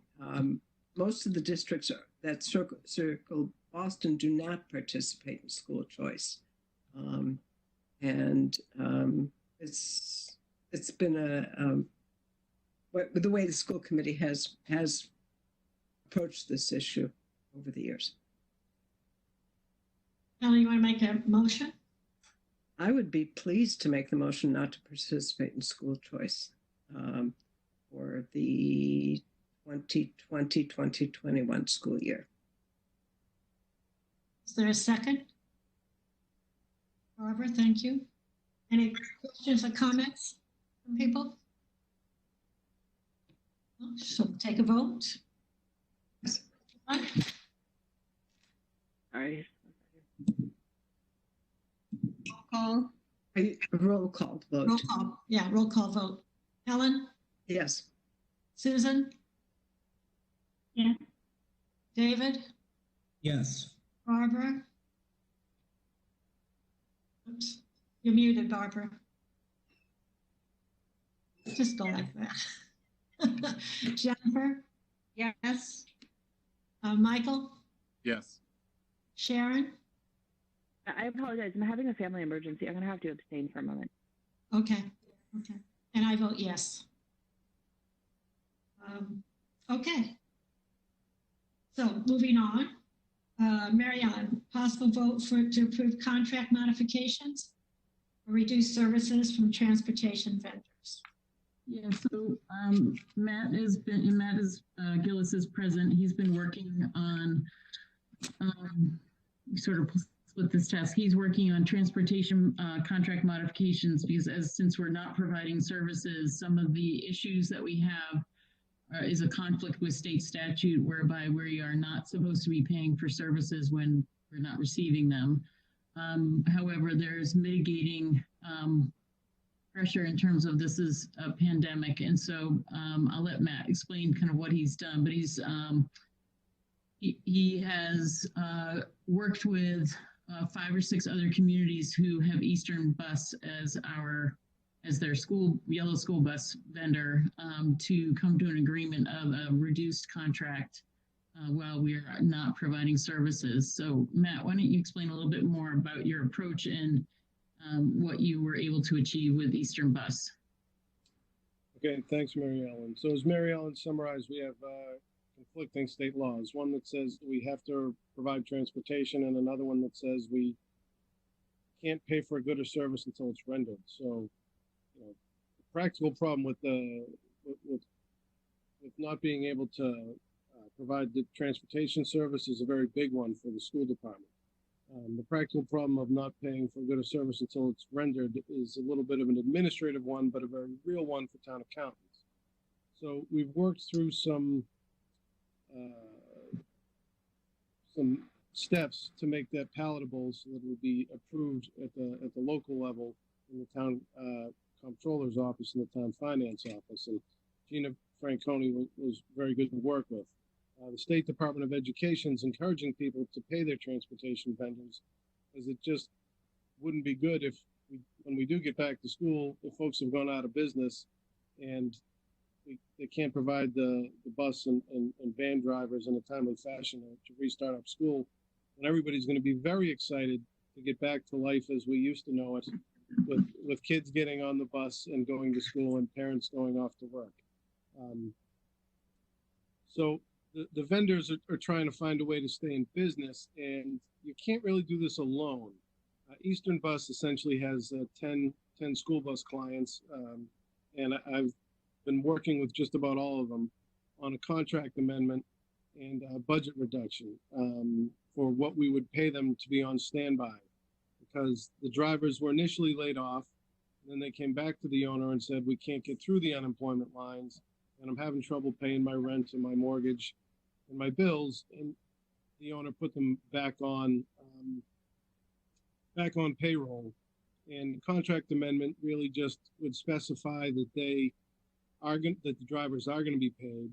They would have to provide certified backup that they were put on payroll and paid, and that if they come into any stimulus money or any other federal or state grant money, that we would get that via credit on subsequent bills, because we can track that, because those grants eventually become public and which entities get how much. So whether it's a loan that doesn't have to be repaid, or some type of grant or stimulus money. If it's any other government money, we don't want them profiting more than they normally would in a shutdown than if they were actually providing services. So the contract amendment does that, and I'm meeting with folks from the communities that we've been working with. So Newton, Cambridge, Billerica, Belmont, Stoneham, Dover, Sherborne, Arlington, and Lincoln all have them for Metco services as well.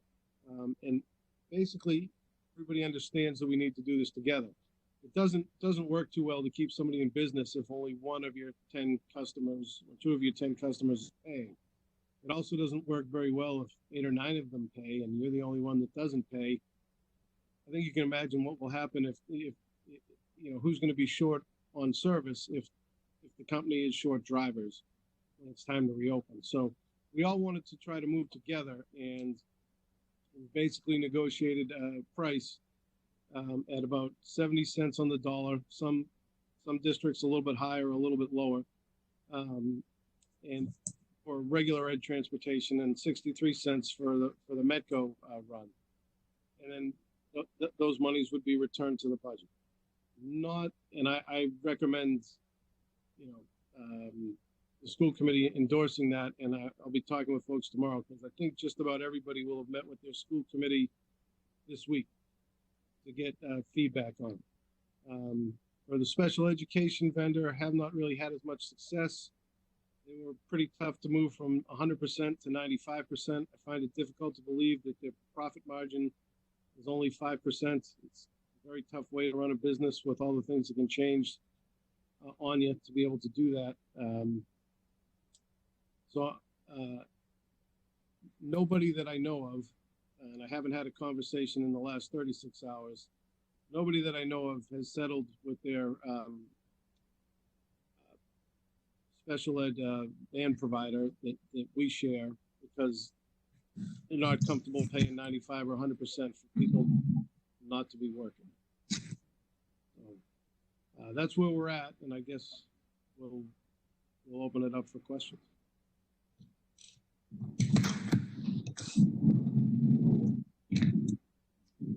Questions? Comments? Helen?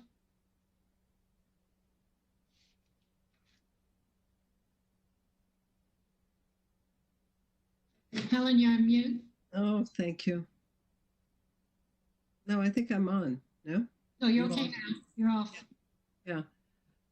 I think this is a really hard one, but I look at our budget and I look at the fact that we're not getting any services. 70% seems high. I don't know, Matt, how you got to that number.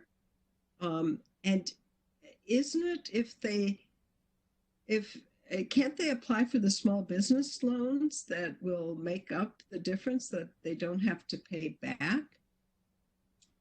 It can. We learned about that. The owner wasn't confident that he would, get them in a timely manner, and so he wasn't going to apply. But if he gets it, then he can pay it. Right. And so if we paid 70% and it turns out he gets, more money, then we're going to reduce the bills. He's going to reduce the bills based on the allocation for his fleet, and all of the folks that have a contract with him, we know how many buses he has in total. So we've added them all up, and we've sort of checked that out. It's enough to keep the drivers ready, the business to be ready, because a lot of his expenses don't really completely go away. Fuel is less. He's got a small credit on the insurance because the buses aren't really moving, but most of his other expenses, he says, are still there. So he still has to pay the financing costs for the vehicles. He still has yard expenses. He still has other staff that he wants to pay a portion of to keep them at the ready to come back to work. The drivers would be paid in full.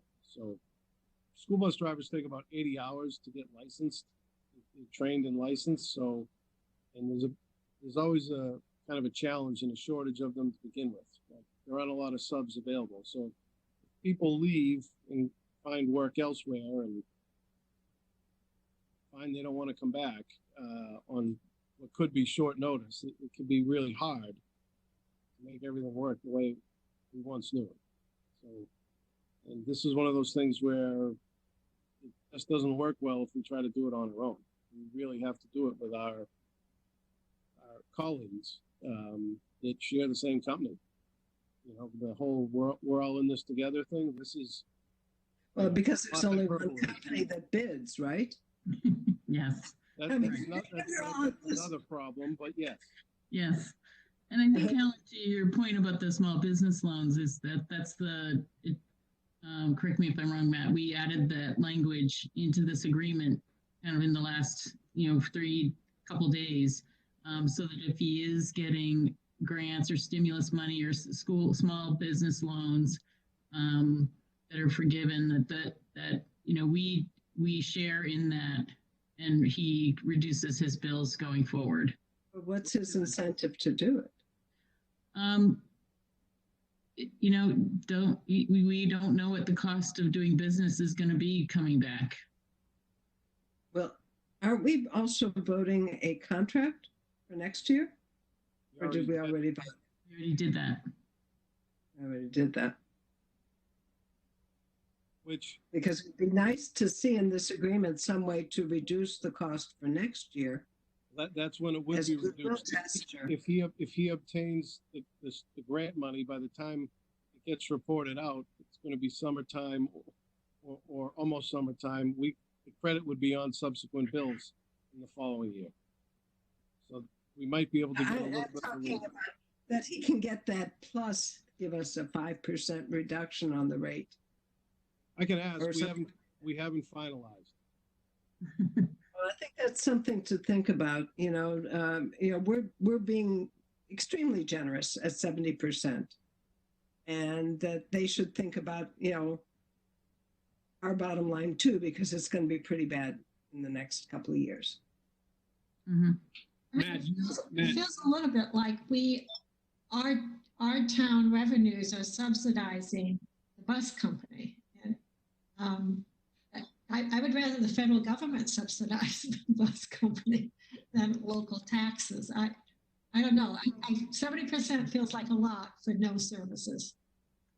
So Matt, you know that when you and I talked about this, I actually had the same reaction about 70%.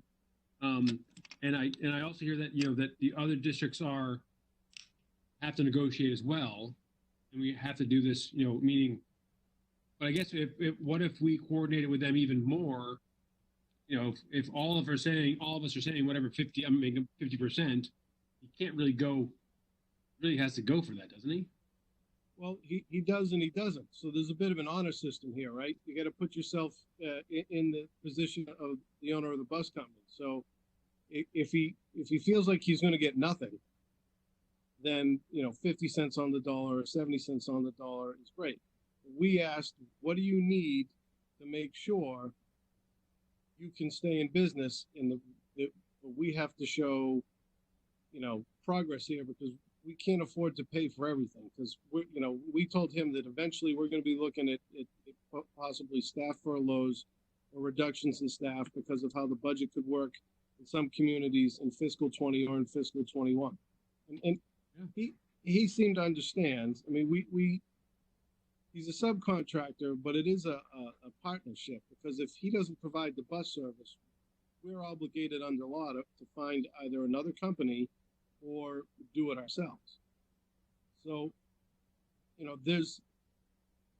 we can push back, and that's fine, but we got to be prepared for the consequences of if the vendor goes under. We don't want to pay something and have the vendor go out of business. I guess it'd be better to pay something and have everybody know that they're paying something, and that the vendor says, yes, I can stay in business. That was kind of more the goal, was to keep the vendor from going out of business, because though I don't think to put it bluntly, the repo man is going to come take all the school buses out of his yard that aren't owned. But it could be hard to start up quickly if if people don't want to come back or if their licenses have lapsed and things of that nature. It's a pretty regulated field, and it's not as easy as it sounds, and that's probably why it is as expensive as it is to run.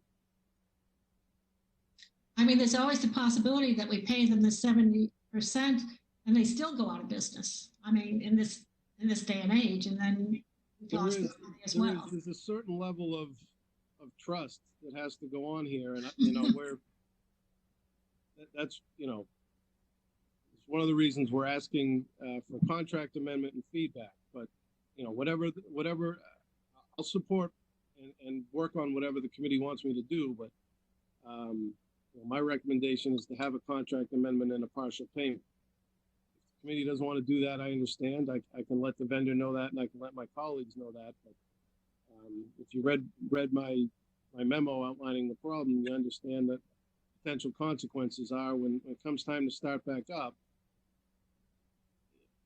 the loyalty of who paid and who didn't might affect our service in the short term. Now, Ben was alluding to coordinating with other districts around what would be an appropriate percentage level. I did that with 10 business managers. Yeah, Michael?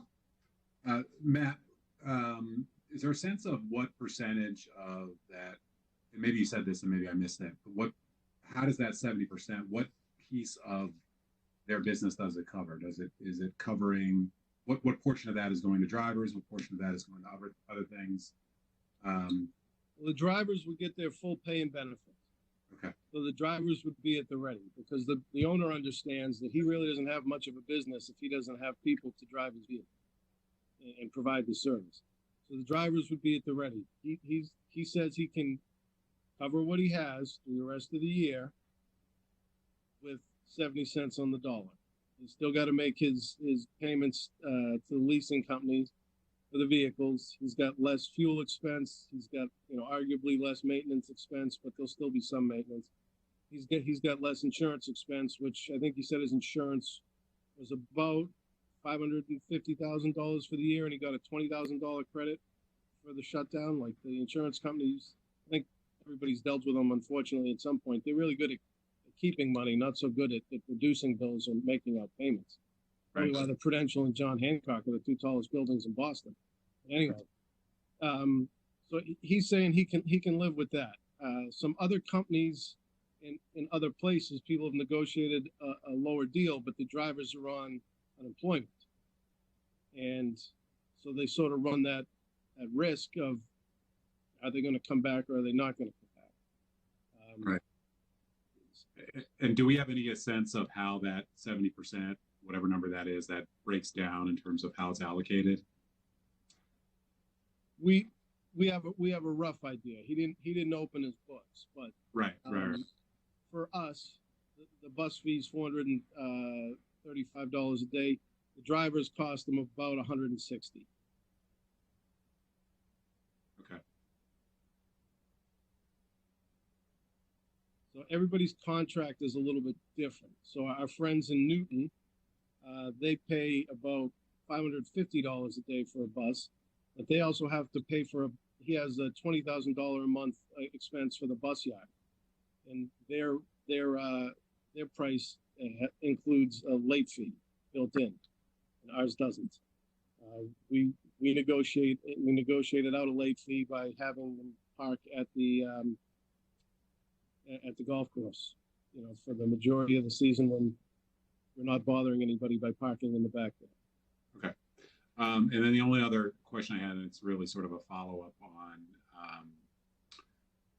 Helen's point, is in terms of I don't know if there's a way to incentivize them or to make our payments contingent upon them applying for and using good faith efforts to pursue any and all federal benefits that are available. There is. I haven't talked to him about it, but I can draft something and legal counsel can edit it up like they did other things. Right, and it should include reimbursable loans to the SBA or wherever. Well, I mean, so that was one of the things that I learned was that there's several programs out there, and some of them they just don't have to pay back. Right. But Okay. that doesn't. Some vendors don't necessarily meet the qualifications to apply for the program either. So, our special ed transportation providers got 1,500 employees. The small business administration program, I think, is 500 or less. Right. Yeah, and certainly don't want to. We're not going to hold them to having to apply for something they can't get. But to the extent that they're eligible, I think we want to make sure they're not just putting our money in their pocket and then just saying, well, that's good enough. We want them to really go out there and sort of, beat the bushes within reason to try to make us whole on the services that we're not getting, even though we paid for them. Yeah, I mean, in effect, we'd be paying for standby services, almost like holding the cab for you to come back. Right. Meters running. Right. Yeah, so that'd be my only suggestion is if we can work in language that requires or makes our payments contingent upon, good faith efforts to pursue those benefits. We can add that. So Matt, can you go back and try that and come back to us? I'm not sure we're ready to vote on this. Maybe people are, but I'm not ready to vote yet. Helen? I'd like to add one other piece that needs to be thought about is for next year, going on what Susan thought, and many of us might think that there may be times when we're not having school during the next year. And I certainly don't want to pay them for those days. Now, right now, we pay them per day all the time, or we pay them for days they work? Well, right now, It's pandemic, not with the pandemic. the contracts, regular ed and special ed, are built off of 180-day service, regular to and from school. And so the vendors, when they purchase their vehicles, they look at the contract limits for age and mileage of vehicles. They have an idea of how much mileage they're going to put on them and how quickly they need to depreciate those vehicles to live within the contract requirements. And then they make those payments and they build their price based off of providing 180 days worth of service because 99% of the time that's what they're doing. This year where they're potentially not going to be providing service for 66 days really hurts their business because other than payroll, all their other expenses, unless they go out of business altogether, their expenses are largely still there. So if we provided the service, if this was done in-house, we would probably still be making those payments so that we could ensure the service when we returned. So their argument to us is that, if you want me to stay in business, I need some help. So the question is, it's really just the risk, right, of not paying them or paying them too little. If we It's hard. I've been struggling with this for a week and a half, almost 2 weeks now. So I get it that it's not an easy decision, but some of my I can update folks tomorrow afternoon because I've got a meeting at 9 and then another one at 12. One at 12 is a conference call with the superintendents across the state, and the one at 9 is with the 10 districts that are. What are other districts doing too? That would be important for us. I think Suzanne's right. This is not something we can decide tonight. Yeah. A few have paid outright. A few have settled at a lower rate, and others are settling right around the rate that we are. And some are still working on it like us. It's special ed transportation vendors that's a little further off. And if we were to do this, I would want to make sure that this same sort of whatever discount we get works into the fall if we're not having school because of a pandemic. Yeah, so this amendment is just for the end of this current contract. I know. And the next contract is for next year. And I guess we'd probably have to, see how that worked. I guess I'm not in a rush to start amending the contract for a situation that I want to see how this one works first. But if folks want, we can do that. I see what you're saying. So do people, is there a motion or do we want to wait until Matt has more meetings and he comes back to us? Well, This is Susan. I don't have a motion, but I do want to make sure that, so first of all, I think it's going to be complicated for us if we're in a situation 6 months from now and we don't have buses for our kids and we are back to school. At the same time, it's going to be complicated for us 6 months from now if we are furloughing teachers and increasing class size because we paid a bus contract at 70%. So either way, we're facing unpleasant potential issues. So what I appreciate, Matt, is all of the work that you've done with all of our peer districts to try to work through this. And so I want to make sure we're not engaging in magical thinking. Somehow we're going to send Matt back and tomorrow afternoon he's going to come back with, oh no, we're just kidding, it was 40%. I mean, it's not going to happen. So I want us to, and this might not be a general session thing, it might need to be executive session, but I do think that we should think a little bit more about what it is that we're saying. I appreciate we're not ready to vote this tonight, but I do think that we have to give a little bit more thought to what is it that we are asking Matt to do that would change our mind or would change our perspective. So if we think that the districts need to get together and have a conversation, then maybe it shouldn't only be Matt. Maybe there should be other people in that conversation. So he's not bearing this entire burden by himself. Maybe the state needs to get involved and rescue these folks if they're such critical providers. I mean, for me, special education is different from general ed because, special education drivers are part of the integral part of the education team of children with high special needs, right? So they are, it's a different, to me, those are not the same thing. So at any rate, I just think that I want to make sure we are appreciating your work, Matt, and not pretending that somehow, just because we had this conversation, things will be very different. I think we're also just all very concerned about the flip side of this, of spending this money now on this and what it will cost us on the other side. So I'm open to ideas on how to, we did not have a chance to discuss this at finance. We tried to move this forward, but at any rate, it feels to me like there's a piece of conversation that we have to have that's a little bit more strategic before just saying, oh, this, you know what I mean, before just making a decision. Yeah, I would imagine on tomorrow's Superintendent's call that almost every other district on their call is going to be in the same situation and probably asking for some statewide action.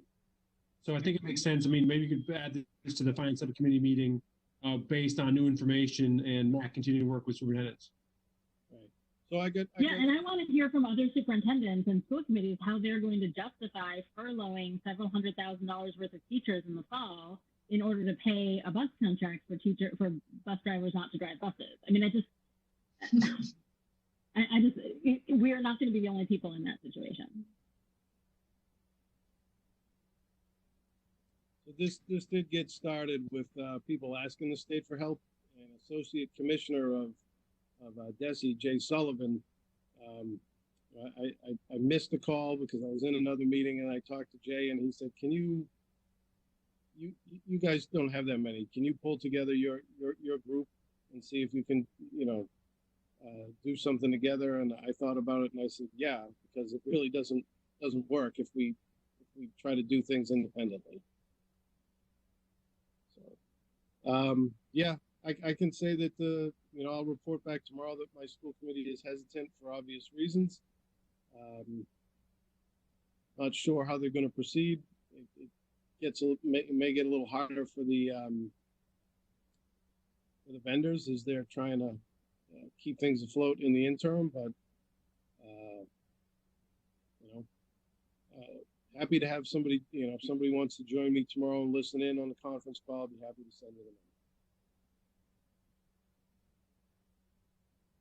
in. Yeah, or maybe through EDCO or some of the other districts, Helen or someone else could, or Ben or someone who could sort of just try other angles of attack. Because again, we're not the only people in this situation. And I think what we need from Matt is, the bus deals that he thinks he can, strike, probably a conversation in executive session, and a real conversation about, well, what is the consequence of not paying, again, these hundreds of thousands of dollars now? What's the cost on the other side? And are we willing to bear that? Because I think that's, making an informed choice about what does it mean to say no, or what if, they push back and there isn't anywhere to go. What do we do? So that's why I think it might be an executive session conversation. Okay. I can tell you it'd be difficult for us to buy buses, store them and house them in a short amount of time because I call it the birth rate of a bus takes about 9 months. And when you order it to where it gets built and then is available for you to be there, there's not a whole lot of them sitting on lots. Everything's kind of made to order. That's funny because that's the same time frame for humans too. But anyway, I know. do you want to move on from here? I do. Yeah. Is that okay, Matt? Thank you for all your effort in this. It's far more complicated than it might first appear. Okay, we're going to go into our subcommittee and liaison reports. Finance, want to start? I think you all have heard quite enough from me today. We're going to have a finance subcommittee meeting next Thursday at 7:30 in the morning. So you're all welcome to join. It's going to end promptly at 9 o'clock because everyone else has a different Zoom to be on. But the conversation will be primarily about not only the town school partnership conversation, which we're having tomorrow, but as Ben said, the budget implications for the rest of this year and for next year. So standing agenda. Thank you. Capital improvements, Helen. So I'm going to start out with some good news that Ben already preempted a bit, but we did get accepted into feasibility yesterday by the full board of the MSBA.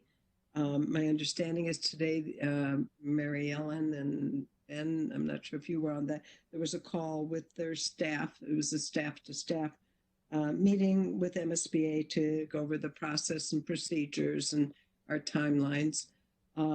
And as I think was reported, we will be having a school building committee meeting. And right now, of course, I don't have that up. Hold on the 22nd in the morning at 8 a.m. Be basically to update the committee on the process and timelines. And then we will plan to have a Pierce School community meeting on April 28th in the evening from 7 till 8:30, something like that. I'm hoping we can set that up in a way where people can either send in questions ahead of time. I don't know if we can do it live. I don't know how I haven't watched the town hall meetings to see if those work or not. But anyways, that's TBD. We're already working on that, so it would be a WebEx event, so people can submit comments. I think it's through the chat, but we'll make sure that people can submit. Submit questions, that sort of thing. Yeah, questions and comments. I mean, I think some of the big issues that the building committee, the school committee, and the Pierce community need to deal with. This school structure is different than all of our other structures. In terms of being an open school for part of it. And is that the plan for the education plan to go forward with that in the same way? Or is it time to change it? And I'm actually neutral on that. I'd like to hear from people as to what their experiences have been, what the positives, negatives, and where the community would like to go forward on that. So that's Pierce. That's the good news. I'm sorry, let me add one thing in. So we've already updated the Pierce School Building Project website to include that announcement. Excellent. And also Leslie Ryan Miller is reaching out to her. If she may already have done it earlier today, reaching out to her community to let them know about the good news as well. Okay, great. And also to let them know about the meeting coming up. Yeah, I'm sorry. Yes, both. Yeah. Okay, terrific. The other piece is Driscoll, which I can just give a brief update, Susan. You can join in if you want. It's moving forward. It's going out for 50% estimates on the design and the park, the playground. It seems to be moving ahead well, with right now staying on time. There are some concerns about COVID-19 and that effect, but other than that, there will be drilling this coming week for a geothermal well, one drill going down to see to be able to then better estimate the costs and how many geothermal wells we'll need for the project. That's all on that. Do you want to talk about the high school, Susan? The only thing I would say on the Driscoll project is the 50% design development documents are due tomorrow, and we'll get a preliminary. We're getting 2 estimates that will come in on May 8th, and those will be reconciled by May 15th. So when we think about the budget for the Driscoll project and what's happening with the market, construction market, anything else, just sort of testing out where we were a year and a half ago on projections, and then again last December on projections, we should know a lot more in about a month from now. Right. Susan, do you want to update us on the high school? So work is continuing. There are obviously construction impacts from the COVID-19. There's been a robust debate at the Board of Selectmen about whether or not people should be continuing to work. It's been town council's position that that the high school project in particular is not under the purview of the town to decide that they are not working. There are a number of select board members who are interested in potentially having a discussion about stopping construction at the high school, but again, it's town council's position, and it's my understanding the building commissioner's position that that's not our decision to make, that's a state level decision. If that changes, my sense is that continue to be a conversation at the select board. I think it was an hour last week or earlier this week. They're spending a lot of time trying to figure out the distancing thing. At any rate, we're getting regular reports both from the Driscoll project when they do a site walk or site drilling, and from the high school project on, on is anyone ill and what are the protocols, and we're getting photographs and protocols and everything. So, they're certainly doing what they need to do. They're doing this on a lot of different sites. In terms of the budget, the one thing we'll talk about this, I assume in our next capital subcommittee meeting, given the MBTA overages and given the market conditions when the project was bid out, I think there are some real questions about where are there places in the project that can be value engineered, and all those have been documented, and what cuts would be necessary if we did not make additional funds available. So that trade-off is getting calculated and quantified and discussed both with the high school building committee and at the building commission. So if folks have more questions about that, we can do that. Otherwise, we should probably it's a lot of detail, so we should probably save it for capital subcommittee, but that will come up at town meeting. And there are significant impacts in terms of, the third floor renovation, in terms of tap and gym, in terms of the safety improvements on the streetscape and some other things. So that will be a real conversation that comes to us in the warrant article conversation, I guess, if not before. If folks have questions, by the way, there's one other thing I should say, which is that there is almost no chance, this is probably, I don't know why I buried the headline, there's almost no chance that given some of the slowdowns and stoppages that we will be in the building in a year from September, which was originally projected. They're now sort of thinking a best case scenario is later or later that year, January, depending on how bad things get, potentially later than that. So one of the things that I think we all need to be thinking about, actually two things. One is the almost certain likelihood, not certain, but almost certain likelihood that we will be opening a third year at the old Lincoln School for the high school for the 9th graders, which is the current 7th grade class. Second, that there may be additional costs associated with that in terms of operating costs. And we should be, we're sort of, that conversation I think is starting. I think the high school leadership is very much focused on delivering education right now. But at the same time, I think they're all quite aware that there are implications to trying to do a third year in that building, especially because this year, the 7th graders are the much bigger class. So we don't need, exact numbers right now, but we do need a sense from them if there are COVID-related increases, what those might be envisioned as. I think the last thing I'll say about that is there are still other impacts that have not been priced into the budget or the schedule because they're still unknown. So we're kind of waiting for those as well. So I think there's a lot of robust data-driven conversations that I feel comfortable about, but there's still some answers that we don't have yet. So those are a couple of the considerations. So our next capital subcommittee is scheduled, and now I'm confused. I have it down at 2 times, both May 7th and May 14th. Robin, maybe you could help clarify that. But will do you think we will need to meet before that, Susan? It's May 7th. It's May 7th. Okay, that should be fine then. Okay.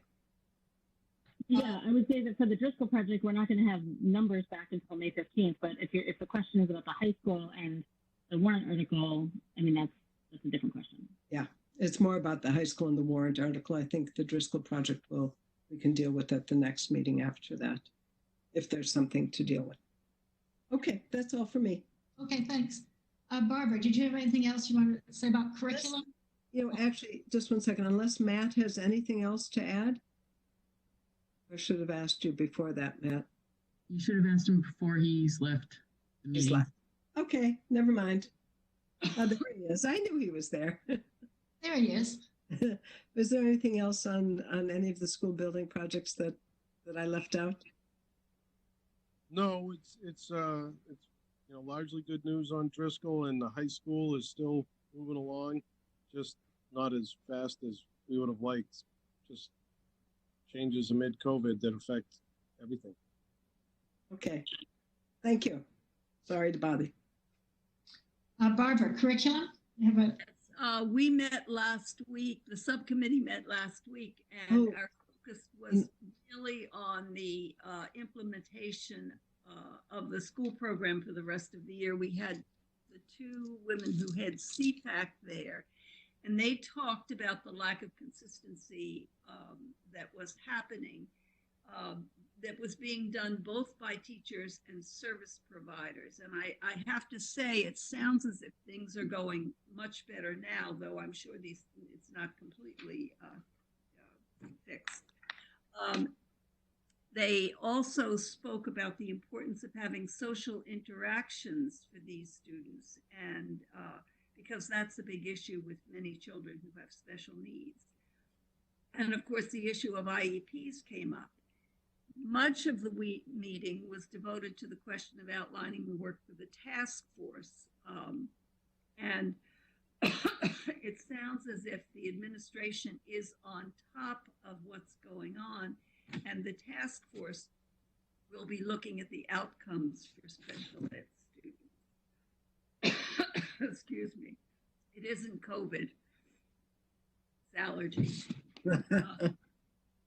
But our next meeting will be on May 11th, and probably we will be discussing the policy related to school councils. I don't know what else will be on the agenda at this point besides that. So that's where we are. Ellen? So if I could have the chair's permission to go back to the capital subcommittee, if nobody has questions for Barbara. There were two items I left out, that one having to do with the repair and maintenance request from Mr. Simmons. And we had a discussion about, and we've had numerous discussions about the request from Mr. Simmons and our budget. And I've had some conversations with Mr. Simmons about the fact that at this point, it would be impossible for the capital subcommittee to recommend to the full school committee to include those monies in our budget for next year. I did say, however, that if there were some monies possibly that could become available next year, that we would look into seeing about trying to help him out with the HVAC person and the electrician that he was looking to hire. He understood that was an issue. He understood our issues, and that's basically where we left it. That the capital subcommittee was not going to recommend to include that in the fiscal year 21 budget. The second piece also, there was a report out by Interim Superintendent Lummis and Rob Mullen about the use of Clark Road and some of the other movements that are going to be happening with staff from the SEC to both the Baldwin building and maybe one person over, one of the curriculum coordinators over to the Clark Road site. Also the movement of the Brookline adult education from the Clark Road site to Baldwin with possibly a site for them during their high registration times that would be within town and easier access for people by foot or by public transportation. And they right now I'm blocking on the number of beeps that will be at the Clark Road site on the first and second floor, and the staff that would be on the third floor. We have 2 new classes enrolled for Clark Road, and then the Heath beep moving to Clark Road. Correct. 3 more at Clark Road, plus an additional extended day. So there'll be 2 extended day. Right. And also the movement of the Metco director possibly to the Coolidge Corner School. So I think that sums it up, unless somebody else from the Capital Subcommittee has anything else to add. Sorry, I took over like that, but I wanted to make sure that everybody was aware of our recommendations. So Helen, you're still on for government relations? Oh, gosh. I mean, do we still have a government? No. I didn't say that.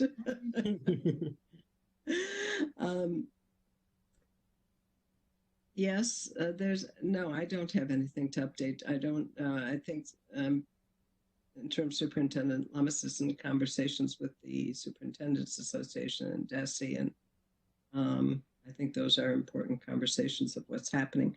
The MCAS has been suspended for this year. I'm sure everybody knows that by now, but just in case there's somebody out there who doesn't, I think there's still a question of whether or not the specific science one, I think in 9th grade, will continue to happen or not. Thank you.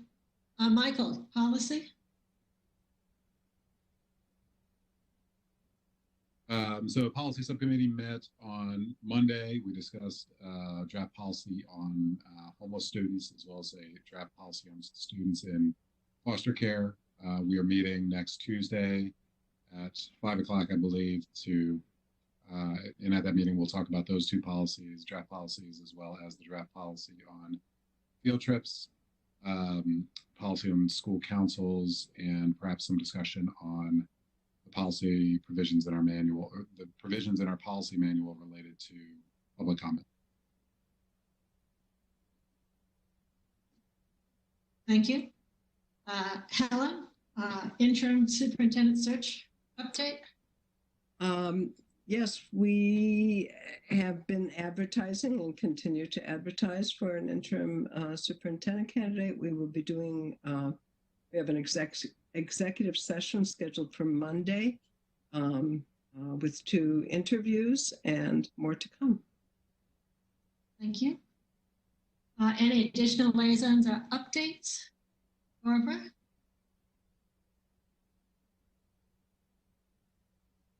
Robert, you're muted. I was at a Zoom meeting for the Brookline Education Foundation last week, and they have been in touch with the administration and the principals, saying that if there is an emergency and something they need, that they would be willing to consider funding it. They also have canceled the Celebrating Teachers group that meets in May, usually, where the Caverly Awards are given out. I don't know if the Caverly Award has been chosen this year, but I do know that they've spent a lot of time working on their grants, and teachers may end up being able to postpone them, because some of these grants will be for travel, but the travel may not be possible this summer, so they will, I believe, be able to postpone these things. The teachers who have gotten the grants will know, I think they said by Friday of this week. So that will be a nice thing for teachers to hear.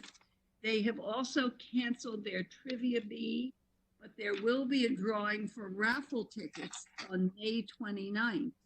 And you might be interested, and you'd have to go to the VEF website and buying some raffle tickets, because they have basically several groups of wine that are being raffled, as well as date nights.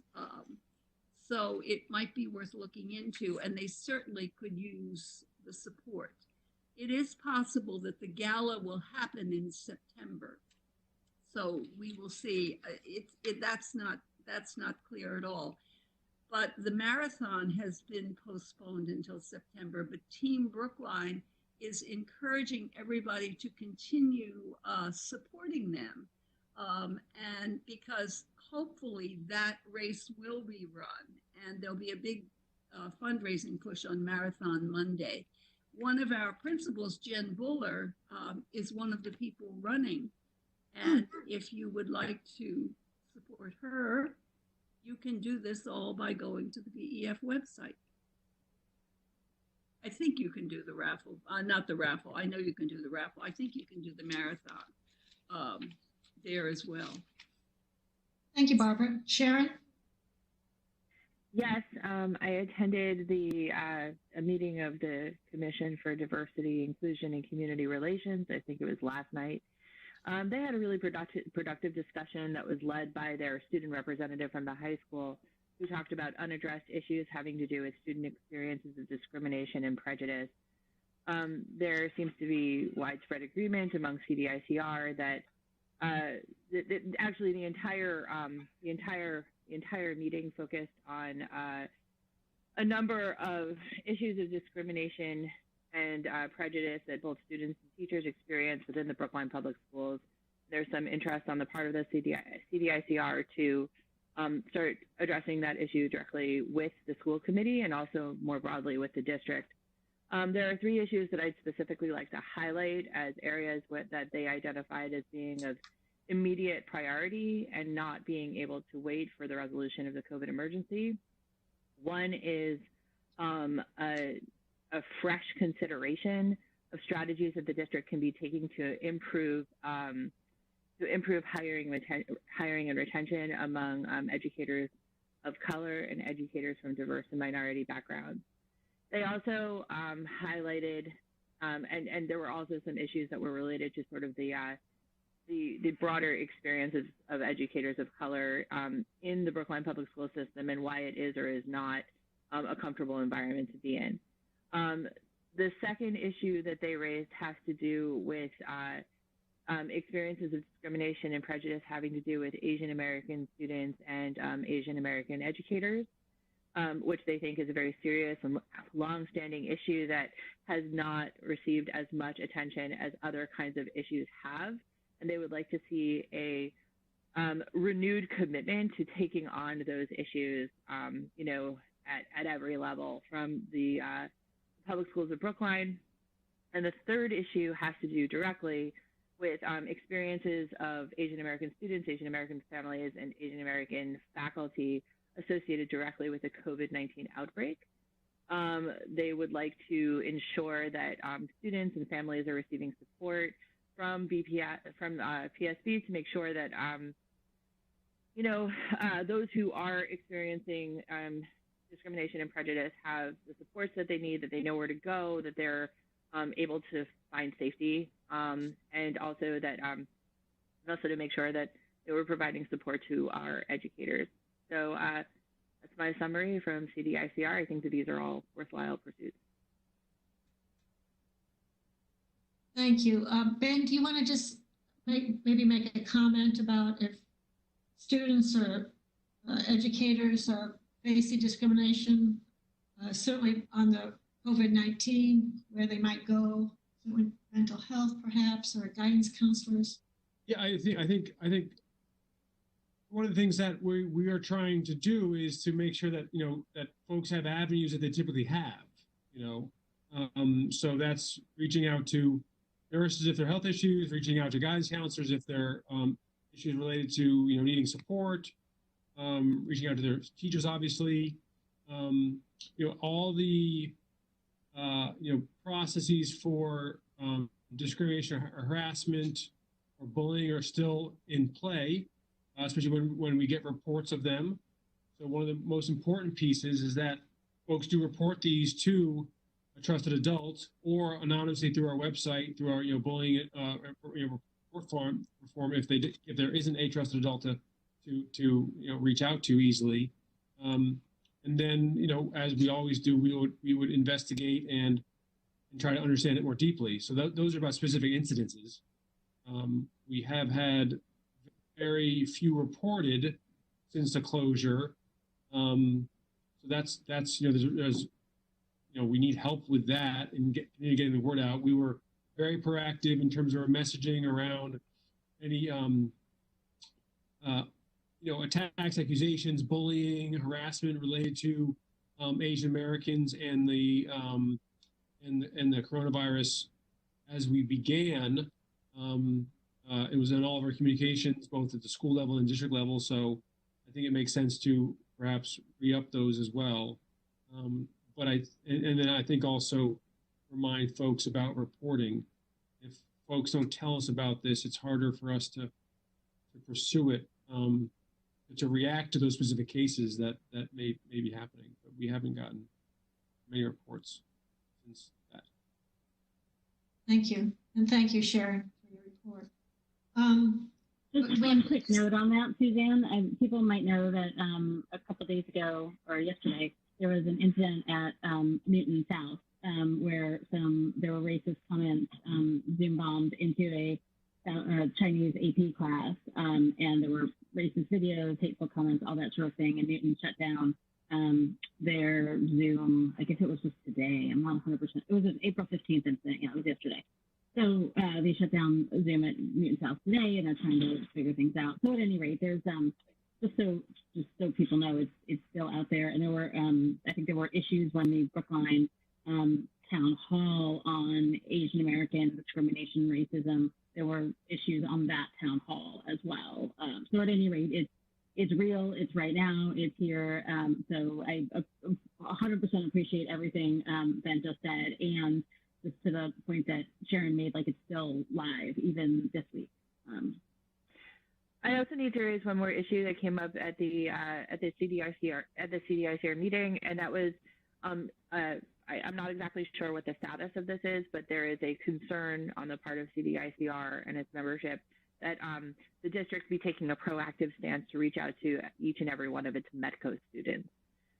It looks as that it's unclear whether or not that's already happened. I think we've heard differing reports. So I think that if we can move expeditiously to reach out to all of our Medco students, that would be great.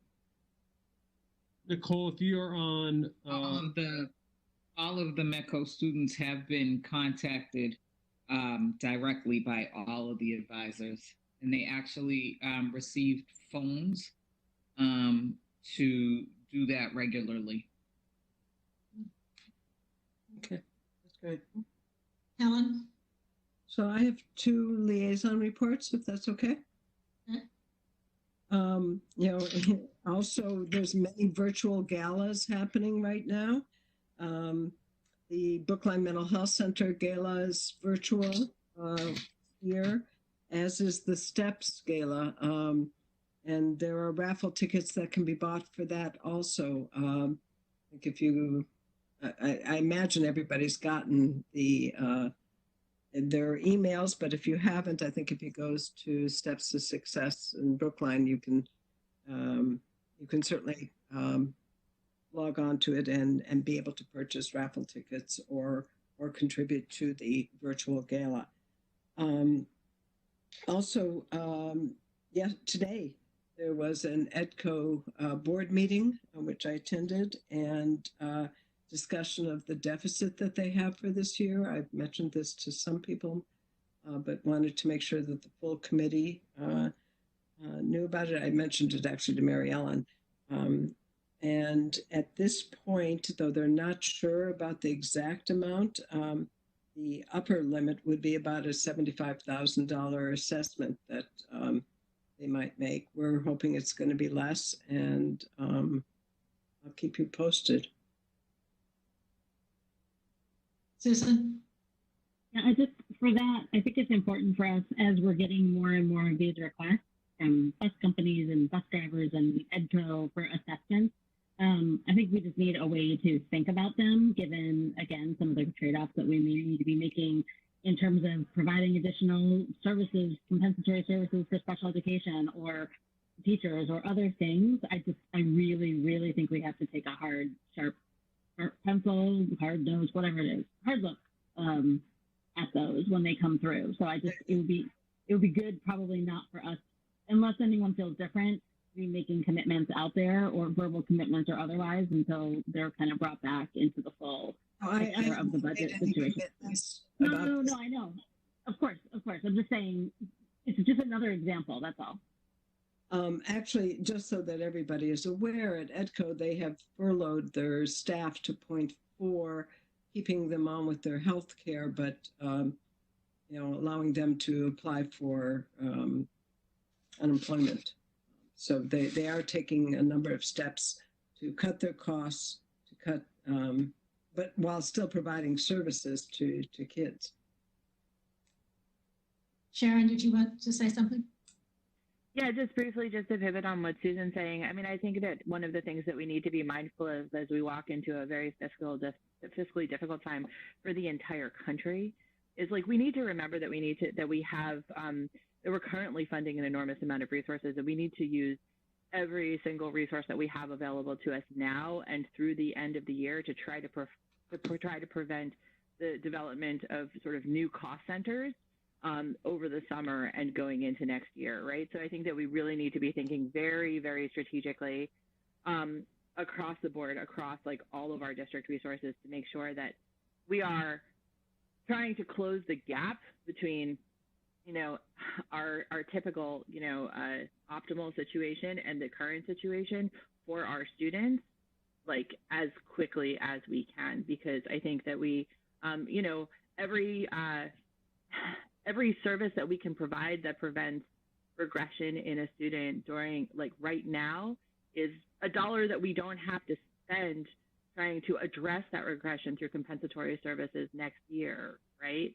And I think that that's also true not just for special education, but also for, additional educational supports that could potentially be required in order to address, sort of this, something that we talked about earlier, which is, this idea that we're going to take, 30% of our school year and sort of load it into next year, right? And try to just bring down, the total expected learning expectations next year in order to accommodate that pushback, right? We don't know that we're going to be able to have resources available in order to support that kind of back ending. So what we need to do right now is, for fiscal reasons, right, we're spending about, we're spending somewhere in the vicinity of $30 million, right, or more during this closure, right? And projected compensatory services for services not delivered could reach as high as $5 million. That's a back of the envelope analysis. That's not something that's been provided by Casey, but that's just sort of how our budget looks.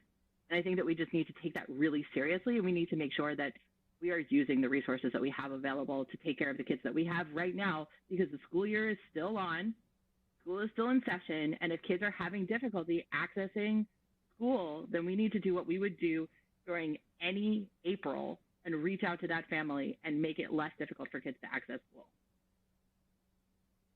Thank you. New business? Do we have any new business? Okay. Helen, are you okay? No, I'm sorry. I was just scratching my head. Okay, great. I have a quick question regarding new business. I do not recall, we've had quite a few recent meetings. Have we closed the issue around around our expectations of the DASA programs and the extended day programs, and what their financial obligations are to us, like beyond the short-term period when we originally talked about it? I think that when we originally talked about the financial payments that DASA and extended day were making to the district, it was for a short-term period. I don't know if that's a conversation that we need to put on the agenda to revisit.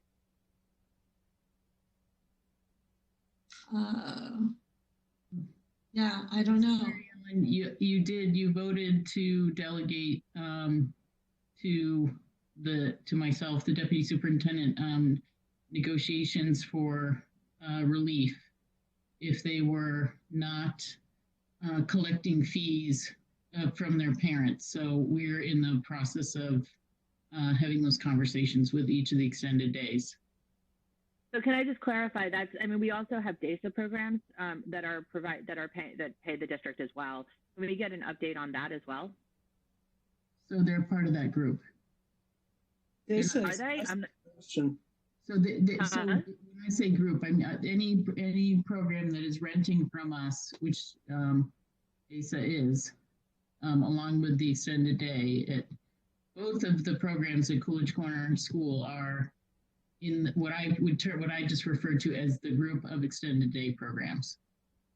Okay, so just to clarify, my understanding, I've been contacted by some of the leaders from some of the DASA programs, not the extended day programs, who have said that they haven't had those communications. So it would just be good if we could get an update like in the future.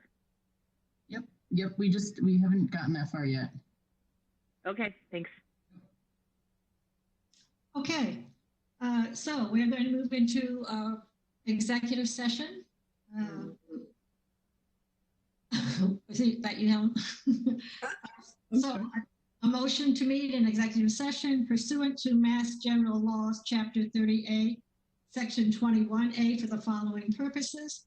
Purpose 2, to conduct strategy sessions in preparation for negotiations with non-union personnel, non-aligned personnel.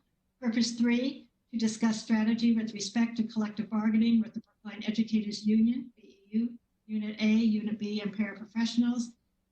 If an open meeting may have a detrimental effect on the bargaining or litigating position of the public body and the chair, the vice chair so declares.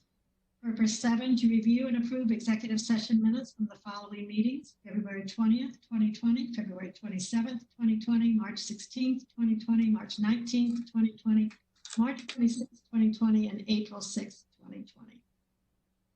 Do I have a second? Second. We'll take a roll call vote to go into executive sessions. Sharon? Yes, but can we take a 3-minute break, please? Sure. Helen? Yes, I second Sharon's motion. Susan? I see Sharon 3 minutes and I raised her 2 minutes so we can have a whole 5 minutes. Yes. Barbara? Yes. David? Yes. Jennifer? Yes. Michael? That was a yes, and I thumbs up, and I vote yes as well. Okay, we want a 5-minute break. Excuse me, Suzanne, could you announce that you will not be reconvening? We will not be reconvening in public open session. Thank you. Thank you to the public who have been watching. And we will be back at 8:50. It's a 4-minute break.